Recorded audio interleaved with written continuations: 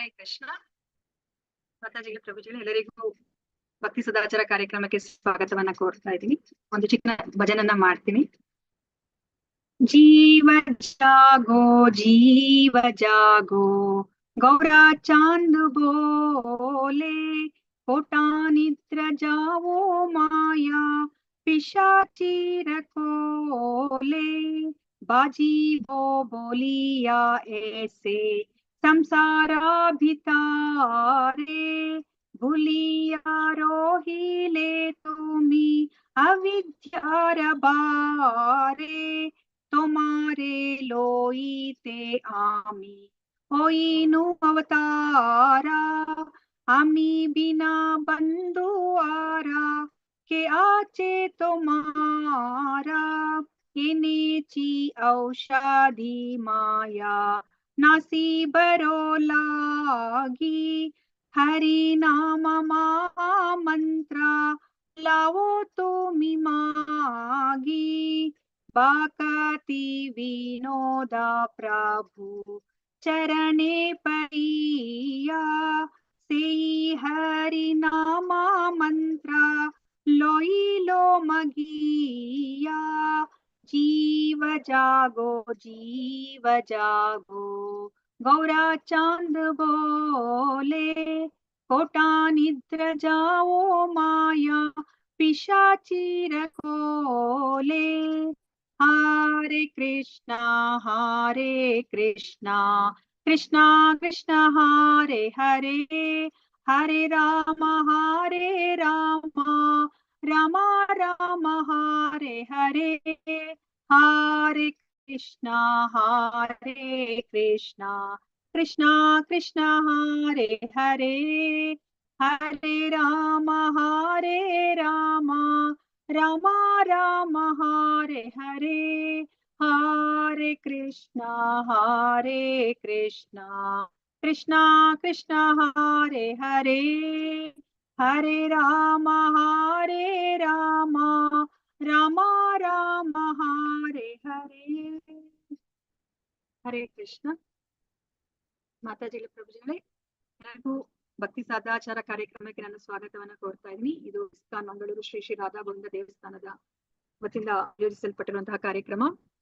ಶ್ರೀ ಶ್ರೀ ರಾಧಾ ಗೋವಿಂದ ಅವರ ಚರಣಾರವಿಂದಗಳಲ್ಲಿ ನನ್ನ ನಮಸ್ಕಾರಗಳನ್ನು ಸಲ್ಲಿಸುತ್ತಾ, ಈ ಕೃಷ್ಣ ಪ್ರಜ್ಞರು ಪ್ರಪಂಚದಾದ್ಯಂತ ಹರಡಿರುವ ಎಸಿ ಭಕ್ತಿ ವೇದಾಂತ ಸ್ವಾಮಿ ಪ್ರಭುಪಾದ ಅವರಿಗೂ ನನ್ನ ನಮನಗಳನ್ನು ಸಲ್ಲಿಸುತ್ತಾ, ಈ ದೇವಸ್ಥಾನದ ಮುಖ್ಯಸ್ಥರು, ಈ ಕಾರ್ಯಕ್ರಮದ ಕಾರ್ಯಕರ್ತರುಗಳು ಮತ್ತು ನನ್ನ ಗುರುಗಳಾದ ಪೂಜ್ಯ ನಾಮನಿಷ್ಠಾಸ್ ಪ್ರಭುಜಿ ಅವರಿಗೂ ನನ್ನ ನಮಸ್ಕಾರಗಳನ್ನು ಸಲ್ಲಿಸುತ್ತಾ, ಗುರು ಪ್ರಾರ್ಥನೆಯೊಂದಿಗೆ ನಾನು ಈ ದಿನದ ಕಾರ್ಯಕ್ರಮವನ್ನ ಶುರು ಮಾಡುತ್ತಾ ಇದ್ದೇನೆ. ಓಂ ಅಜ್ಞಾನತಿಮಿರಾಂಧಸ್ಯ ಜ್ಞಾನಾಂಜನಶಲಾಕಯ ಚಕ್ಷುರ್ ಉನ್ಮೀಲಿತಂ ಯೇನ ತಸ್ಮೈ ಶ್ರೀ ಗುರವೇ ನಮಃ.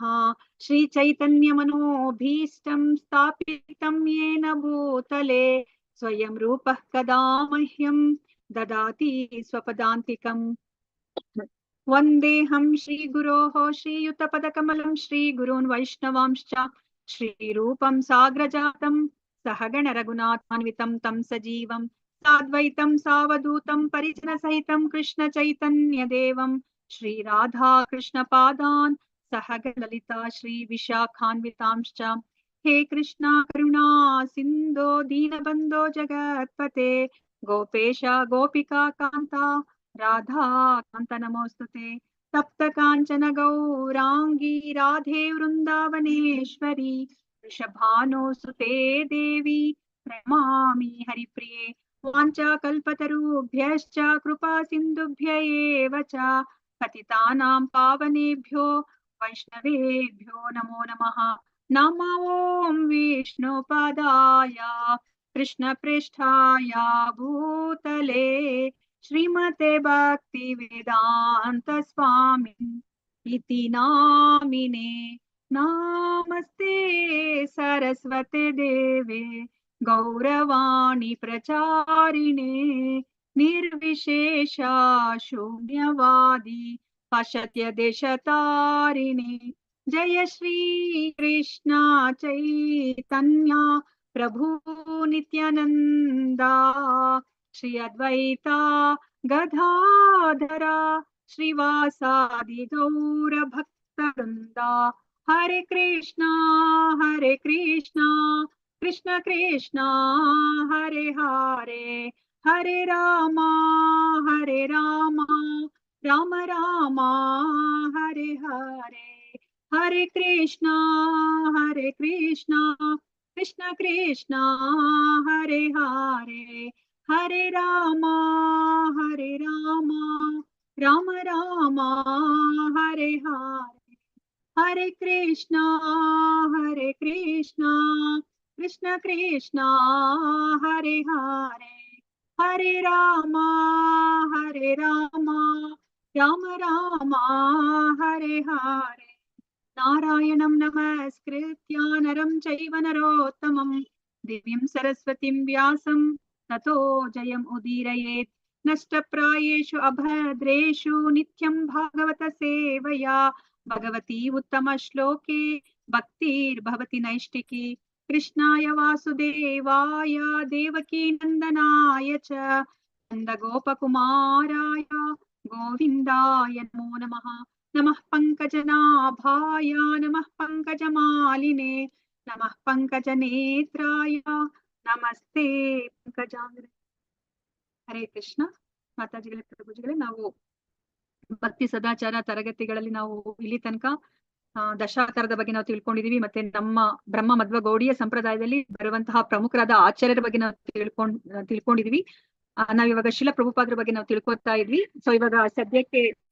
ಶಿಲ ಪ್ರಭುಪಾದರು ಲೀಲಾಮೃತವನ್ನ ಈಗ ಸಂಜೆ 5 ಗಂಟೆಯಲ್ಲಿ ಮಾಡ್ತಾ ಇರೋದ್ರಿಂದ ಈಗ ಸದ್ಯಕ್ಕೆ ನಾವು ಅದನ್ನ ನಿಲ್ಲಿಸಿ ಈಗ ಶ್ರೀಮದ್ ಭಾಗವತದಲ್ಲಿ ಪ್ರಾರ್ಥನೆಗಳು ಬರುತ್ತಲ್ವಾ ಶುದ್ಧ ಭಕ್ತರ ಪ್ರಾರ್ಥನೆಗಳು ಅದರ ಬಗ್ಗೆ ನಾವು ತಿಳ್ಕೋಬೇಕು ಅಂತ ಹೇಳ್ಬಿಟ್ಟು ಇವಾಗ ಇವತ್ತಿನಿಂದ ಆ ಪ್ರಾರ್ಥನೆಗಳು ಅದ್ರ ಬಗ್ಗೆ ನಾವು ತಿಳ್ಕೊತಾ ಇದೀವಿ ಸೊ ಅದಕ್ಕಿಂತ ಮುಂಚೆ ನಾವು ಚಿಕ್ಕದಾಗಿ ಇದ್ರ ಬಗ್ಗೆ ಚರ್ಚೆಯನ್ನ ಮಾಡ್ತಾ ಇವತ್ತಿನ ಪ್ರಾರ್ಥನೆಗೆ ಹೋಗೋಣಂತೆ ನಾವ್ ಯಾಕೆ ಪ್ರಾರ್ಥನೆ ಮಾಡ್ಬೇಕು ಅಂತ ಯಾರಾದ್ರೂ ಹೇಳ್ತೀರಾ? ಹರೇ ಕೃಷ್ಣ.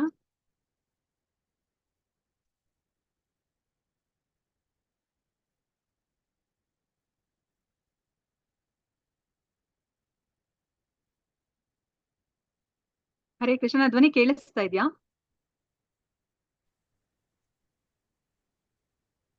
ರೇಖಾ ಮಾತಾಜಿ ಕೇಳಿಸ್ತಿದ್ಯಾ ಮಾತಾಜಿ? ಕೇಳಿಸ್ತಾ ಇದೆ ಮಾತಾಜಿ. ಹರೇ ಕೃಷ್ಣ ಮಾತಾಜಿ, ಹರೇ ಕೃಷ್ಣ. ಕೇಳಿಸ್ತದೆ, ಹೇಳಿ ಮಾತಾಜಿ. ಯಾಕೆ ಪ್ರಾರ್ಥನೆ ಮಾಡ್ಬೇಕು? ಭಗವಂತನಿಗೆ ನಾವು ಕೃತಜ್ಞತೆಯನ್ನು ಸಲ್ಲಿಸ್ಲಿಕ್ಕೆ. ಓಕೆ, ಭಗವಂತನಿಗೆ ನಾವು ನಮ್ಮ ಕೃತಜ್ಞತೆ. ಜೀವನ ಮಾಡ್ಲಿಕ್ಕೆ ಎಲ್ಲವನ್ನ ಭಗವಂತ ಕೊಟ್ಟಿದ್ದಾರೆ. ಸೊ ನಾವು ಥ್ಯಾಂಕ್ಸ್ ಅನ್ನ ಹೇಳ್ಬೇಕು. ಸೊ ನಾವು ಪ್ರಾರ್ಥನೆ ಮೂಲಕ ನಾವು ಭಗವಂತನಿಗೆ ಥ್ಯಾಂಕ್ಸ್ ಹೇಳ್ಬೋದು. ಮತ್ತೆ ನಾವ್ ಯಾಕೆ ಪ್ರಾರ್ಥನೆ ಮಾಡ್ಬೇಕು ಅಂತ ಅನ್ಸುತ್ತೆ? ಮತ್ತೆ ಯಾರಾದ್ರೂ ಹೇಳ್ತೀರಾ? ಧನ್ಯವಾದಗಳು ಮಾತಾಜಿ. ಹರೇ ಕೃಷ್ಣ. ಯಾಕೆ ಪ್ರಾರ್ಥನೆ ಮಾಡ್ಬೇಕು ನಾವು?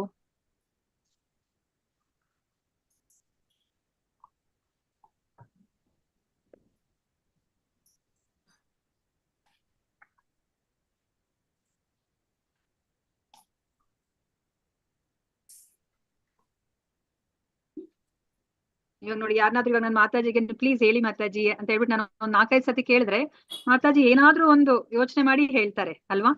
ಸೊ ಇವಾಗ ನಾವು ರೆಸ್ಪಾಂಡ್ ಮಾಡ್ತೀವಿ ಅಲ್ವಾ? ಇವಾಗ ಯಾರಾದ್ರೂ ಇವಾಗ ಭಿಕ್ಷುಕ ಬಂದು ನಮ್ಗೆ ಏನಾದ್ರು ಕೊಡಿ ಕೊಡಿ ಕೊಡಿ ಅಂತ ಕೇಳಿದ್ರೆ ನಾವು ಆಯ್ತು ತಗೋ ಅಂತ ಹೇಳ್ಬಿಟ್ಟು ಕೊನೆಗೆ ಇಷ್ಟು ಸತಾಯಿಸ್ತಾ ಇದಾರಲ್ಲ ಅಂತ ಹೇಳ್ಬಿಟ್ಟು ನಾವು ಕೊಡ್ತೀವಿ ಅಲ್ವಾ? ಇವಾಗ ನಮ್ಮ ಮಗುನೇ ಬಂದು ನಮ್ಗೆ ತುಂಬಾ ಸತಾಯಿಸಿದ್ರೆ ಅಮ್ಮ ಅದ್ಬೇಕು ಅಂತ ಕೇಳಿದ್ರೆ ಆಯ್ತು ಅಂತ ಹೇಳ್ಬಿಟ್ಟು ನಾವು ಕೊಡ್ತೀವಿ ಅಲ್ವಾ? ಸೊ ಅದೇ ತರ ನಾವು ಇವಾಗ ಪ್ರಾರ್ಥನೆ ಅಂತಂದ್ರೆ ನಾವು ಯೂಶಲಿ ಭಗವಂತನಿಗೆ ನಾವು ರಿಲೇಟ್ ಮಾಡ್ತೀವಿ ಅಲ್ವಾ? ಸೊ ಯಾಕೆ ನಾವು ಪ್ರಾರ್ಥನೆಯನ್ನ ಮಾಡ್ಬೇಕಾಗತ್ತೆ? ಇದು ಮಾತಾಜಿ ಬೇಡಿಕೆಗಳನ್ನ ಸಲ್ಲಿಸ್ತೇವೆ ಅಲ್ವಾ? ಸೊ ನಮ್ಗೆ ಎಷ್ಟೊಂದು ಆಸೆ ಆಕಾಂಕ್ಷೆಗಳೆಲ್ಲ ಇರುತ್ತೆ. ಸೊ ಅದನ್ನೆಲ್ಲ ನಾವು ನೆರವೇರಿಸ್ಕೋಬೇಕಂತಂದ್ರೆ ನಮಗಿನ್ನ ಉನ್ನತವಾದ ಸ್ಥಾನದಲ್ಲಿ ಇದ್ಕೊಂಡು ನಮ್ಮ ಆಸೆಗಳನ್ನೆಲ್ಲ ನೆರವೇರಿಸ್ಲಿಕ್ಕೆ ಯಾರಿಗೆ ಸಾಧ್ಯ ಇದೆಯೋ ಅವ್ರಿಗೆ ನಾವು ಪ್ರಾರ್ಥನೆ ಮಾಡ್ತೀವಿ ಅಲ್ವಾ? ನಮ್ಮ ಆಸೆಗಳೆಲ್ಲ ಇದೆಲ್ಲ ನಮ್ಮ ಆಸೆ ಇದೆ, ಇದನ್ನ ನೀನು ನೆರವೇರಿಸು ಅಂತ ಹೇಳ್ಬಿಟ್ಟು. ಮಾತಾಜಿ ಧನ್ಯವಾದಗಳು ಮಾತಾಜಿ. ಮತ್ತೆ ಯಾರಾದ್ರೂ ಹೇಳ್ತೀರಾ?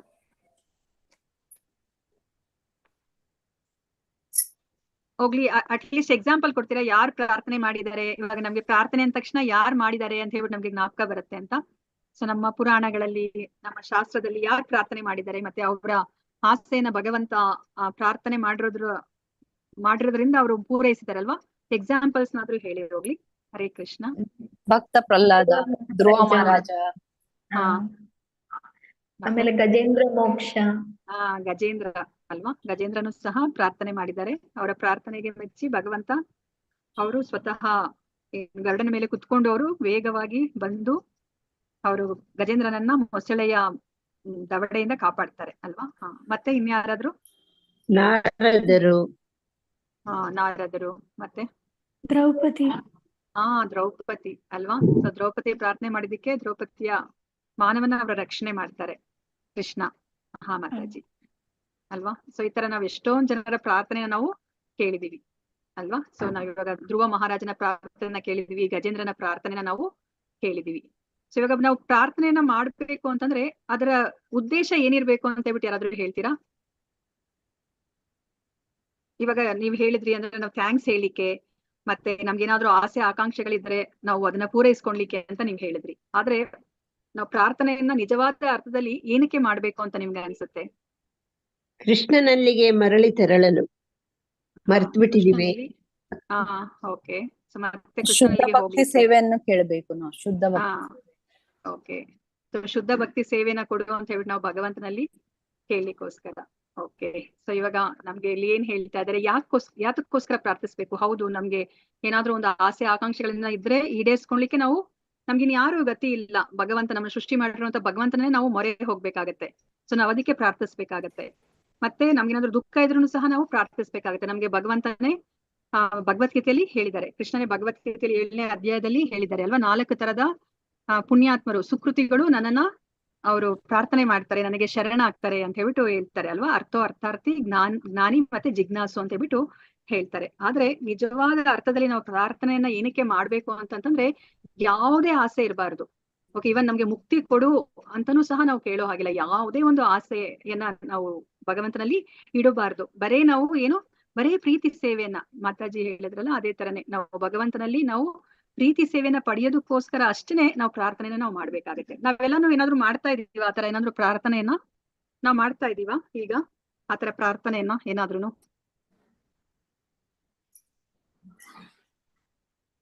ಭಗವಂತನ ಪ್ರೀತಿ ಸೇವೆಯನ್ನ ಕೊಡಿ ಅಂತ ಹೇಳ್ಬಿಟ್ಟು ನಾವೇನಾದ್ರೂ ಕೇಳ್ಕೊತಾ ಇದೀವ ಭಗವಂತನಲ್ಲಿ?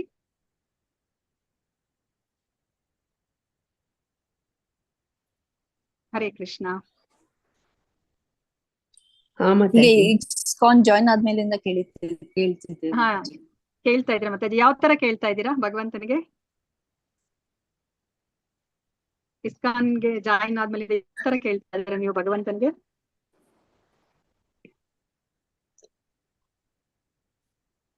ನಿನ್ಗೆ ಶರಣಾಗಿದ್ದೀವಿ, ನೀನೇ ದಾರಿ ತೋರ್ಬೇಕಂತ. ಓಕೆ. ಮತ್ತೆ ಯಾರಾದ್ರೂ?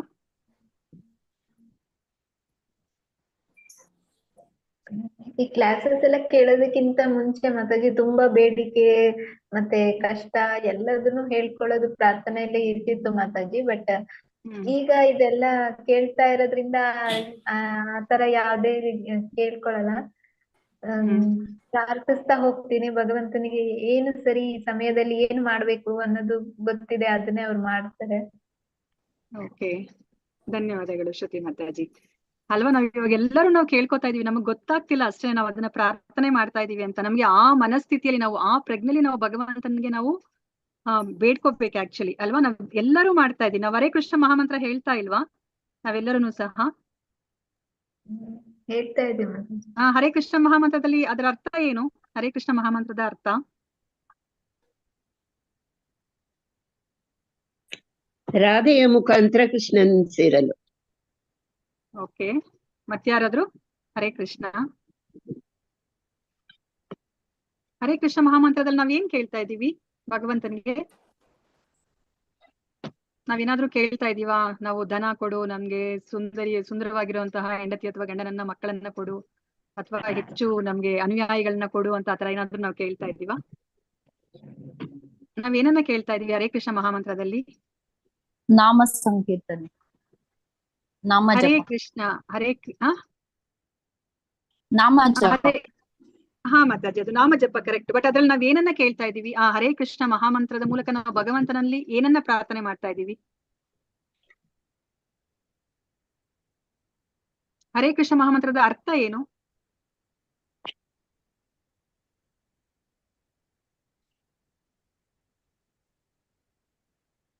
ಹರೇ ಕೃಷ್ಣ. ಯಾಕೆ ಯಾರು ನನ್ಗೆ ಉತ್ತರ ಶುದ್ಧ ಹೇಳ್ತಾ ಇಲ್ಲ? ಭಕ್ತಿ, ಶುದ್ಧ ಭಕ್ತಿ ಸೇವೆ ರೀತಿ ಕೊಡು ಅಂತ ಕೇಳ್ತಾ ಆ ಇದ್ದೇವೆ ಮಾತಾಜಿ. ಅಲ್ವಾ, ನಾವ್ ಅದನ್ನೇ ಅಲ್ವಾ ಕೇಳ್ತಾ ಇರೋದು. ಹರೇ ಹರೇ ಅಂತಂದ್ರೆ ಭಗವಂತನ ಅಂತರಂಗ ಶಕ್ತಿ ಅಲ್ವಾ. ಭಗವಂತನ ಅಂತರಂಗ ಶಕ್ತಿ ಬೇರೆ ಯಾರು ಅಲ್ಲ, ಶ್ರೀಮತಿ ರಾಧಾರಾಣಿ ಅಲ್ವಾ. ನಾವು ಅವ್ರನ್ನ ಪ್ರಾರ್ಥಿಸ್ತಾ ಇದ್ದೀವಿ. ಸೊ ನಾವು ದೇವೋತ್ತಮ ಪರಮ ಪುರುಷನ ನಾವು ನಮ್ಗೆ ಅವರ ಸೇವಾ ಭಾಗ್ಯವನ್ನ ಕೊಡು ಅಂತ ನಾವು ಕೇಳ್ಕೊತಾ ಇದ್ದೀವಿ ಅಲ್ವಾ. ಹರೇ ಕೃಷ್ಣ ಮಹಾಮಂತ್ರದಲ್ಲಿ ನಾವು ಬೇರೆ ಏನನ್ನೂ ಕೇಳ್ತಾ ಇಲ್ಲ. ಯಾಕಂದ್ರೆ ನಮ್ಮ ಸ್ಥಾನ ಏನು, ನಾವು ಭಗವಂತ ಒಡೆಯ, ನಾವು ಭಗವಂತನ ಸೇವಕರು, ದಾಸರು. ಆದ್ರೆ ನಾವು ಭಗವಂತನ ಬಿಟ್ಟು ನಾವು ಈ ಭೌತಿಕ ಪ್ರಪಂಚಕ್ಕೆ ಒಡೆಯರಾಗ್ಲಿಕ್ಕೆ ಬಂದಿದ್ದೀವಿ ಅಲ್ವಾ. ಹರೇ ಕೃಷ್ಣ, ಪ್ಲೀಸ್ ಮ್ಯೂಟ್ ಮಾಡ್ಕೊಳ್ಳಿ, ಬ್ಯಾಕ್ ಗ್ರೌಂಡ್ ನಾಯ್ಸ್ ಇರೋದು. ಸೊ ನಾವು ನಮ್ಮ ಆ ಸೇವಕ ಸ್ಥಾನವನ್ನ ಬಿಟ್ಟು ನಾವಿಲ್ಲಿ ಭೌತಿಕ ಪ್ರಪಂಚಕ್ಕೆ ಒಡೆಯನಾಗ್ಲಿಕ್ಕೆ ಬಂದಿದ್ದೀವಿ, ಎಲ್ಲವನ್ನ ಅನುಭವಿಸ್ಬೇಕು ಅಂತ ಬಂದಿದ್ದೀವಿ. ಅದಕ್ಕೆ ನಾವಿವಾಗ ಮತ್ತೆ ನಮ್ಗೆ ಇವಾಗ ಗೊತ್ತಾಗೋಗಿದೆ ನಮ್ಮ ನಿಜವಾದ ಸ್ಥಾನ ಏನು ಅಂತ. ಅದಕ್ಕೆ ನಾವಿವಾಗ ಹರೇ ಕೃಷ್ಣ ಮಹಾಮಂತ್ರದ ಮೂಲಕ ಭಗವಂತರನ್ನ ನಾವು ಪ್ರಾರ್ಥನೆ ಮಾಡ್ತಾ ಇದೀವಿ. ನಮ್ಗೆ ನಿನ್ನ ಸೇವಾ ಭಾಗ್ಯವನ್ನ ಕೊಡು ಅಂತ ಹೇಳ್ಬಿಟ್ಟು ಅಲ್ವಾ. ಶ್ರೀಮತಿ ರಾಧಾರಾಣಿಯ ಮೂಲಕ ನಾವು ಪ್ರಾರ್ಥಿಸ್ತಾ ಇದೀವಿ. ದೇವೋತ್ತಮ ಪರಮ ಪುರುಷನ ಸೇವಾ ಭಾಗ್ಯವನ್ನ ನಾವು ಕೇಳ್ತಾ ಇದೀವಿ ಅಲ್ವಾ. ನಾವು ನಮ್ಮ ಸ್ಥಾನವನ್ನ ಪಡ್ಕೋಬೇಕು. ಅದನ್ನೇ ನಾವು ಈ ಹರೇ ಕೃಷ್ಣ ಮಹಾಮಂತ್ರದ ಮೂಲಕ ನಾವು ಕೇಳ್ತಾ ಇರೋದು ಅಲ್ವಾ. ನಮ್ಗೆ ಚೈತನ್ಯ ಮಹಾಪ್ರಭುಗಳು ಈ ಹರೇ ಕೃಷ್ಣ ಮಹಾಮಂತ್ರವನ್ನ ಕೊಟ್ಟಿದ್ದಾರೆ. ಅವ್ರು ನಮ್ಗೆ ಹೇಗೆ ನಾವು ಪ್ರಾರ್ಥನೆಯನ್ನ ಮಾಡ್ಬೇಕು ಅಂತ ಹೇಳ್ಬಿಟ್ಟು ಅವರು ಶ್ರೀ ಶಿಷ್ಟಾಷ್ಟಕದಲ್ಲಿ ಹೇಳಿದ್ದಾರೆ ಅಲ್ವಾ. ನೋಡಿ, ಅವ್ರು ಏನನ್ನೂ ಕೇಳ್ತಾ ಇಲ್ಲ ಅಲ್ವಾ. ನ ಧನಂ ನ ಜನಂ ನ ಸುಂದರೀಂ ಕವಿತಾಂಬಾ ಜಗದೀಶ ಕಾಮಯೇ ಮಮ ಜನ್ಮನೀಶ್ವರೇ ಭವತಾದ್ ಭಕ್ತಿರ್ ಅಹೇತುಕಿ ಅಂತ ಹೇಳ್ತಾ ಇದಾರೆ. ಕಾರಣವಿಲ್ಲದ ಆ ಭಕ್ತಿನ ನನಗೆ ಕೊಡು. ನನಗೆ ಜನ್ಮ ಬರುತ್ತಾ ಅಂದ್ರೆ ನನಗೆ ಜನ್ಮ ಬೇಡ ಅಂತಾನು ಅವ್ರು ಕೇಳ್ತಾ ಇಲ್ಲ. ಸೊ ಜನ್ಮಗಳು ನನಗಿದ್ರೂ ಸಹ ನನಗೆ ಕಾರಣರಹಿತವಾದ ನಿನ್ನ ಮೇಲೆ ಪ್ರೀತಿಪೂರ್ವಕ ಭಕ್ತಿಯನ್ನ ನನಗೆ ಕೊಡು, ಭಕ್ತಿ ಸೇವೆನ ನನಗೆ ಕೊಡು ಅಂತ ಹೇಳ್ಬಿಟ್ಟು ಚೈತನ್ಯ ಮಹಾಪ್ರಭುಗಳು ಹೇಳ್ತಾ ಇದ್ದಾರೆ ಶ್ರೀ ಶಿಕ್ಷಾಷ್ಟಕದಲ್ಲಿ ಅಲ್ವಾ. ಸೊ ಅದಕ್ಕೆ ನಾವು ಇವಾಗ ಪ್ರಾರ್ಥನೆಯನ್ನ ಏನಕ್ಕೆ ಮಾಡ್ಬೇಕು ಅಂತಂದ್ರೆ, ನಾವು ಪರಮಾತ್ಮನ ಪ್ರೀತಿ ಸೇವೆನ ಪಡಿಲಿಕ್ಕೆ ಆ ಪ್ರಾರ್ಥನೆಯನ್ನ ನಾವು ಮಾಡ್ಬೇಕಾಗತ್ತೆ ಅಲ್ವಾ. ನಮ್ಗೆ ಗೊತ್ತಿರೋ ಹಾಗೆ ನೋಡಿ, ಅದ್ವೈತಾಚಾರ್ಯರು ಪ್ರಾರ್ಥನೆಯನ್ನ ಮಾಡ್ತಾರೆ ಅಲ್ವಾ. ಈ ಭೌತಿಕ ಪ್ರಪಂಚದಲ್ಲಿ ಇರುವಂತಹ ಈ ಜನಗಳನ್ನೆಲ್ಲ ನೋಡಿದಾಗ, ಅಯ್ಯೋ ಇವರೆಲ್ಲರನ್ನು ಸಹ ದೇವೋತ್ತಮ ಪರಮ ಪುರುಷನಲ್ಲಿ ಮರಳಿ ಹೋಗ್ಲಿಕ್ಕೆ ಸಾಧ್ಯನಾ? ಎಷ್ಟು ಸುಲಭವಾದ ಮಾರ್ಗವನ್ನ ಕಲಿಯುಗದ ಜನಗಳಿಗೆ ಕೊಟ್ಟಿದ್ದಾರೆ. ಹರಿನಾಮವನ್ನ ಹೇಳಿದ್ರೆ ಸಾಕು, ಅವರು ದೇವೋತ್ತಮ ಪರಮ ಪುರುಷನ ಬಳಿಗೆ ಹೋಗ್ಬೋದು. ಆದ್ರೆ ಎಲ್ಲರನ್ನೂ ಸಹ ಈ ಭೌತಿಕವಾದ ಆಸೆ ಆಕಾಂಕ್ಷೆಗಳಲ್ಲಿ ಅವರು ನಿರತರಾಗ್ಬಿಟ್ಟಿದ್ದಾರೆ ಅಂತ ಹೇಳ್ಬಿಟ್ಟು ಈ ಭೌತಿಕ ಜನಗಳ ಸ್ಥಿತಿಯನ್ನ ನೋಡ್ಲಾರ್ದಲೆ ಅದ್ವೈತ ಆಚಾರ್ಯರು ಏನ್ ಮಾಡ್ತಾರೆ, ಅವರು ಹರೇ ಕೃಷ್ಣ ಯಾರಾದ್ರೂ ಹೇಳ್ತೀರಾ? ಅದ್ವೈತಾಚಾರ್ಯರು ಹೇಗೆ ಪ್ರಾರ್ಥನೆಯನ್ನ ಮಾಡ್ತಾರೆ ಕೃಷ್ಣನಿಗೆ? ಅವ್ರು ಏನ್ ಪೂಜೆ ಮಾಡ್ತಾರೆ, ಹೇಗ್ ಪೂಜೆ ಮಾಡ್ತಾರೆ, ಏನಿದು?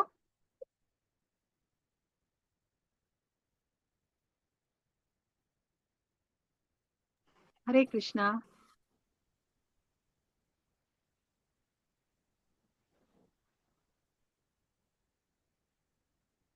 ಹರೇ ಕೃಷ್ಣ, ಕೇಳಿಸ್ತಾ ಇಲ್ವಾ? ಕೃಷ್ಣನ ಕಣ್ಣು ಮಾತಾಜಿ. ಇದು ಸಾಲಿಗ್ರಾಮ ಮಾತಾಜಿ, ಕರೆಕ್ಟ್. ಆದ್ರೆ ಸಾಲಿಗ್ರಾಮ, ಇದು ಸಾಲಿಗ್ರಾಮಕ್ಕೆ ಅವರು ಪೂಜೆ ಮಾಡ್ತಾರೆ. ಗಂಗಾ ನದಿ ತೀರದಲ್ಲಿ ಸಾಲಿಗ್ರಾಮಕ್ಕೆ ಅವರು ನೋಡಿ ತುಳಸಿ ಮತ್ತೆ ಗಂಗಾ ನೀರನ್ನ ಅವರು ಪ್ರತಿ ದಿನನೂ ಸಹ ಅರ್ಪಿಸಿ ಅವರು ಪೂಜೆ ಮಾಡ್ತಾರೆ. ಅವ್ರು ಮೊರೆ ಇಡ್ತಾರೆ ಭಗವಂತನಲ್ಲಿ, ನೀನೇ ಬರ್ಬೇಕು ಇಂತಹ ಜನಗಳನ್ನ ಉದ್ಧಾರ ಮಾಡ್ಲಿಕ್ಕೆ, ಕಲಿಯುಗದ ಜನಗಳನ್ನ ಉದ್ಧಾರ ಮಾಡ್ಲಿಕ್ಕೆ ನೀನೇ ಬರ್ಬೇಕು ಅಂತ ಹೇಳ್ಬಿಟ್ಟು ಅದ್ವೈತ ಆಚಾರ್ಯರು ಪ್ರತಿ ದಿನ ಭಗವಂತನಲ್ಲಿ ಮೊರೆ ಇಡ್ತಾರೆ. ಸೊ ಅವರ ಪ್ರಾರ್ಥನೆಯನ್ನ ಕೇಳೇನೆ ಚೈತನ್ಯ ಮಹಾಪ್ರಭುಗಳು ಈ 500 ವರ್ಷಗಳ ಹಿಂದೆ ಅವರು ಇಲ್ಲಿ ಭೂಮಿಯಲ್ಲಿ ಅವರು ಅವತರಿಸ್ತಾರೆ. ಮತ್ತೆ ಅದೇ ತರನೇ ಹರಿದಾಸ್ ಠಾಕೂರ್, ನಾಮಾಚಾರ್ಯ ಹರಿದಾಸ್ ಠಾಕೂರ್ ಅಂತ ನಾವ್ ಏನ್ ಹೇಳ್ತೀವೋ ಅವರು ಸಹ ಪ್ರಾರ್ಥನೆಯನ್ನ ಮಾಡ್ತಾರೆ, ಈ ಎಲ್ಲ ಜನಗಳನ್ನ ಉದ್ಧರಿಸ್ಲಿಕ್ಕೆ ನೀನೇ ಬರ್ಬೇಕಾಗತ್ತೆ ಅಂತ ಹೇಳ್ಬಿಟ್ಟು. ಸೊ ಇವರಿಬ್ಬರ ಪ್ರಾರ್ಥನೆ ಮೇರೆಗೆ ಚೈತನ್ಯ ಮಹಾಪ್ರಭುಗಳು ಈ ಭೌತಿಕ ಪ್ರಪಂಚದಲ್ಲಿ ಅವರು ಅವತಾರವನ್ನ ಎತ್ತುತ್ತಾರೆ. ಸೊ ಇವಾಗ ಹರೇ ಕೃಷ್ಣ ಮಹಾಮಂತ್ರವನ್ನ ನಾವು ಹೇಳ್ತಾ ಇದೀವಿ, ನಾವೆಲ್ಲರನ್ನೂ ಸಹ ಪ್ರಾರ್ಥನೆ ಮಾಡ್ತಾ ಇದೀವಿ. ಆದ್ರೆ ನಾವು ಯಾವ ಒಂದು ಮನಸ್ಥಿತಿಯಲ್ಲಿ ನಾವು ಈ ಹರೇ ಕೃಷ್ಣ ಮಹಾಮಂತ್ರವನ್ನ ಹೇಳ್ಕೊತಾ ಇದೀವಿ ಅನ್ನೋದು ತುಂಬಾ ಮುಖ್ಯ ಆಗತ್ತೆ. ನಾವು ಭಗವಂತನಲ್ಲಿ ನಾವು ನಾವು ಯಾವ ಸ್ಥಾನವನ್ನ ಬಿಟ್ಟು ಬಂದಿದೀವೋ ಆ ಸ್ಥಾನವನ್ನ ನಾವು ಮತ್ತೆ ಪುನಃ ಪಡ್ಕೊಳ್ಲಿಕ್ಕೆ ನಾವು ಅಂತಹ ಒಂದು ಭಾವನೆಯಲ್ಲಿ ನಾವು ಈ ಹರೇ ಕೃಷ್ಣ ಮಹಾಮಂತ್ರವನ್ನ ನಾವು ಹೇಳ್ಕೊಬೇಕಾಗತ್ತೆ. ಓ ದೇವರ ಶಕ್ತಿಯೇ, ಓ ದೇವೋತ್ತಮ ಪರಮ ಪುರುಷನೇ, ದಯವಿಟ್ಟು ನನ್ನನ್ನು ನಿನ್ನ ಸೇವೆಯಲ್ಲಿ ತೊಡಗಿಸ್ಕೊಳ್ಳಿ ಅಂತ ಹೇಳ್ಬಿಟ್ಟು ನಾವಿಲ್ಲಿ ಹರೇ ಕೃಷ್ಣ ಮಹಾಮಂತ್ರದಲ್ಲಿ ನಾವು ಕೇಳ್ಕೊತಾ ಇದ್ದೀವಿ. ಸೊ ನಾವು ನಮ್ಮ ಪ್ರಜ್ಞೆನ ನಾವು ಇವಾಗ ಬದಲಾಯಿಸ್ಕೋಬೇಕು. ನಾವು ಹರೇ ಕೃಷ್ಣ ಮಂತ್ರವನ್ನ ಹೇಳ್ಬೇಕಾದ್ರೆ ಸುಮ್ನೆ ನಾವು ಗಿಣಿ ಪಾಠ ತರನೇ ನಾವು ಹೇಳಿದ್ರೆ ಅದರಿಂದ ಯಾವುದೇ ಒಂದು ಪ್ರಯೋಜನ ಇಲ್ಲ ಅಲ್ವಾ. ನಾವು ಆ ಪ್ರಾರ್ಥನೆಯ ಭಾವದಲ್ಲಿ ನಾವು ಭಗವಂತನಲ್ಲಿ ಈ ಮೊರೆಯನ್ನ ನಾವು ಇಡ್ಬೇಕಾಗತ್ತೆ. ಅವಾಗ ಭಗವಂತ ನಮ್ಮ ಪ್ರಾರ್ಥನೆಯನ್ನ ಅವರು ಸ್ವೀಕರಿಸಿ ನಮ್ಗೆ ಅನುಗ್ರಹವನ್ನ ಅವರು ಮಾಡ್ತಾರೆ. ಇವಾಗ ನಮ್ಗೆ ಈ ಹರೇ ಕೃಷ್ಣ ಮಹಾಮಂತ್ರವನ್ನ ನಮ್ಗೆ ಈ ಕಲಿಯುಗಕ್ಕೆ ತುಂಬಾ ಸುಲಭವಾದ ಪ್ರಾರ್ಥನೆನ ನಮ್ಗೆ ಕೊಟ್ಟಿದ್ದಾರೆ. ಆದ್ರೆ ನಾವ್ ಇವಾಗ ಶ್ರೀಮದ್ ಭಾಗವತನಲ್ಲಿ ನೋಡಿದ್ರೆ ಎಷ್ಟೊಂದ್ ಜನ ಶುದ್ಧ ಭಕ್ತರು ಭಗವಂತನನ್ನ ಹಲವು ರೀತಿಯಲ್ಲಿ ಅವರು ಪ್ರಾರ್ಥನೆ ಮಾಡಿದ್ದಾರೆ ಅಲ್ವಾ. ಅದಕ್ಕೆ ಕೃಷ್ಣನನ್ನ ಉತ್ತಮ ಶ್ಲೋಕ ಅಂತ ಹೇಳ್ಬಿಟ್ಟು ಕರೀತಾರೆ. ನಮ್ಗೆ ಇವಾಗ ಈ ಇಡೀ ಸೃಷ್ಟಿಯಲ್ಲೇನೆ ತುಂಬಾ ಸುಂದರವಾದ ಪ್ರಾರ್ಥನೆಗಳಿದೆ ಅಂತಂದ್ರೆ ಅದನ್ನ ಸುಂದರವಾದ ಪ್ರಾರ್ಥನೆ ಅಂತ ಕರಿಬೇಕು ಅಂತಂದ್ರೆ ಅದು ಕೃಷ್ಣನ ಸಲುವಾಗಿರುವಂತಹ ಪದಗಳೇ ಇರ್ಬೇಕು. ಅವಾಗಷ್ಟೇನೆ ಅದು ಸುಂದರವಾದ ಪ್ರಾರ್ಥನೆ ಅಂತ ಹೇಳ್ಬಿಟ್ಟು ಪರಿಗಣಿಸಲ್ಪಡುತ್ತೆ.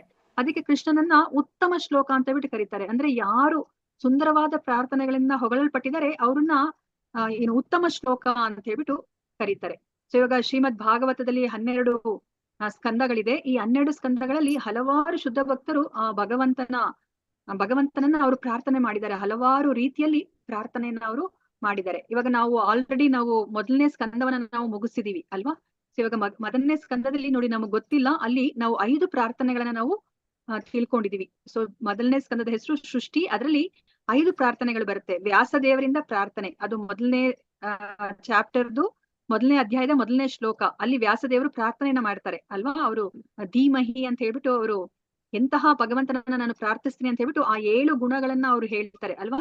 ಆ ದೇವೋತ್ತಮ ಪರಮ ಪುರುಷ ಪರಮ ಸತ್ಯನ 7 ಗುಣಗಳನ್ನ ಹೇಳಿ ಅವರು ದೇವೋತ್ತಮ ಓಂ ನಮೋ ಭಗವತೆ ವಾಸುದೇವಾಯ ಅಂತ ಹೇಳ್ಬಿಟ್ಟು ಭಗವಂತನಿಗೆ ಪ್ರಾರ್ಥನೆಯನ್ನ ಸಲ್ಲಿಸ್ತಾರೆ. ಅದಾದ್ಮೇಲೆ ಅರ್ಜುನ ಪ್ರಾರ್ಥನೆಯನ್ನ ಮಾಡ್ತಾರೆ ಅಲ್ವಾ. ಯಾವಾಗ ಅಶ್ವತ್ಥಾಮ ಅರ್ಜುನ ಅಶ್ವತ್ಥಾಮನನ್ನ ಅಟ್ಟಿಸ್ಕೊಂಡು ಹೋಗ್ತಾ ಇದ್ದಾನೆ, ಅಟ್ಟಿಸ್ಕೊಂಡು ಬರ್ತಿದ್ದಾನೆ ಅಂತ ಹೇಳ್ಬಿಟ್ಟು ಅಶ್ವತ್ಥಾಮನಿಗೆ ಗೊತ್ತಾದಾಗ ಅಶ್ವತ್ಥಾಮ ತನ್ನ ಪ್ರಾಣವನ್ನ ರಕ್ಷಣೆ ಮಾಡ್ಕೋಬೇಕು ಅಂತ ಹೇಳ್ಬಿಟ್ಟು ಇನ್ನೇನು ಮಾಡ್ಲಿಕ್ಕೆ ಆಗೋದಿಲ್ಲ, ಕುದುರೆಗಳು ಸಹ ತುಂಬಾ ದಣದ್ ಬಿಟ್ಟಿದೆ ಅಂತ ಹೇಳ್ಬಿಟ್ಟು ಅವ್ರೇನ್ ಮಾಡ್ತಾರೆ, ಬ್ರಹ್ಮಾಸ್ತ್ರವನ್ನ ಪ್ರಯೋಗಿಸ್ತಾರೆ ಅಲ್ವಾ. ಬ್ರಹ್ಮಾಸ್ತ್ರವನ್ನ ಪ್ರಯೋಗಿಸಿದಾಗ ಎಷ್ಟು ಬೆಳಕು ಬರುತ್ತೆ ಅಂತಂದ್ರೆ ಅರ್ಜುನನು ಸಹ ಭಯಭೀತನಾಗ್ತಾನೆ ಒಂದು ಕ್ಷಣ. ಅವಾಗ ಅವರು ಕೃಷ್ಣನನ್ನ ಪ್ರಾರ್ಥನೆ ಮಾಡ್ತಾ ಇದಾರೆ, ಇದೇನಿದು ಇಷ್ಟೊಂದು ಪ್ರಭೆ ಬರ್ತಾ ಇದೆಯಲ್ವಾ, ನನಗಿದು ಎಲ್ಲಿಂದ ಬರ್ತಿದೆ ಅಂತ ಅರ್ಥ ಆಗ್ತಿಲ್ಲ ಅಂತ ಹೇಳ್ಬಿಟ್ಟು ಕೃಷ್ಣನಿಗೆ ಅವರು ಆ ಪ್ರಶ್ನೆಯನ್ನ ಕೇಳಲಿಕ್ಕಿನ ಮುಂಚೆ ಅವರು ಕೃಷ್ಣನನ್ನ ಸ್ತುತಿ ಮಾಡ್ತಾರೆ. ಅದು ಅರ್ಜುನನ ಪ್ರಾರ್ಥನೆಗಳು. ಅದಾದ್ಮೇಲೆ ಕುಂತಿ ಮಹಾರಾಣಿಯಿಂದ ಪ್ರಾರ್ಥನೆ ಅಲ್ವಾ. ಯಾವಾಗ ಕೃಷ್ಣ ಅವರು ತಮ್ಮ ಕರ್ತವ್ಯವನ್ನ ಮುಗಿಸಿ ಕುರುಕ್ಷೇತ್ರ ಯುದ್ಧ ಎಲ್ಲ ಆದ್ಮೇಲೆ ಯಾರು ಯುಧಿಷ್ಠಿರನಿಗೆ ಅವರು ಪಟ್ಟಾಭಿಷೇಕವನ್ನೆಲ್ಲ ಮಾಡಿ ಪಟ್ಟಾಭಿಷೇಕವನ್ನೆಲ್ಲ ಮಾಡಿದ್ಮೇಲೆ ಅವರು ತಮ್ಮ ದ್ವಾರಕೆಗೆ ಹೊರಡ್ಬೇಕು ಅಂತ ಹೇಳ್ಬಿಟ್ಟು ಅವರು ರೆಡಿ ಆಗ್ತಾರೆ.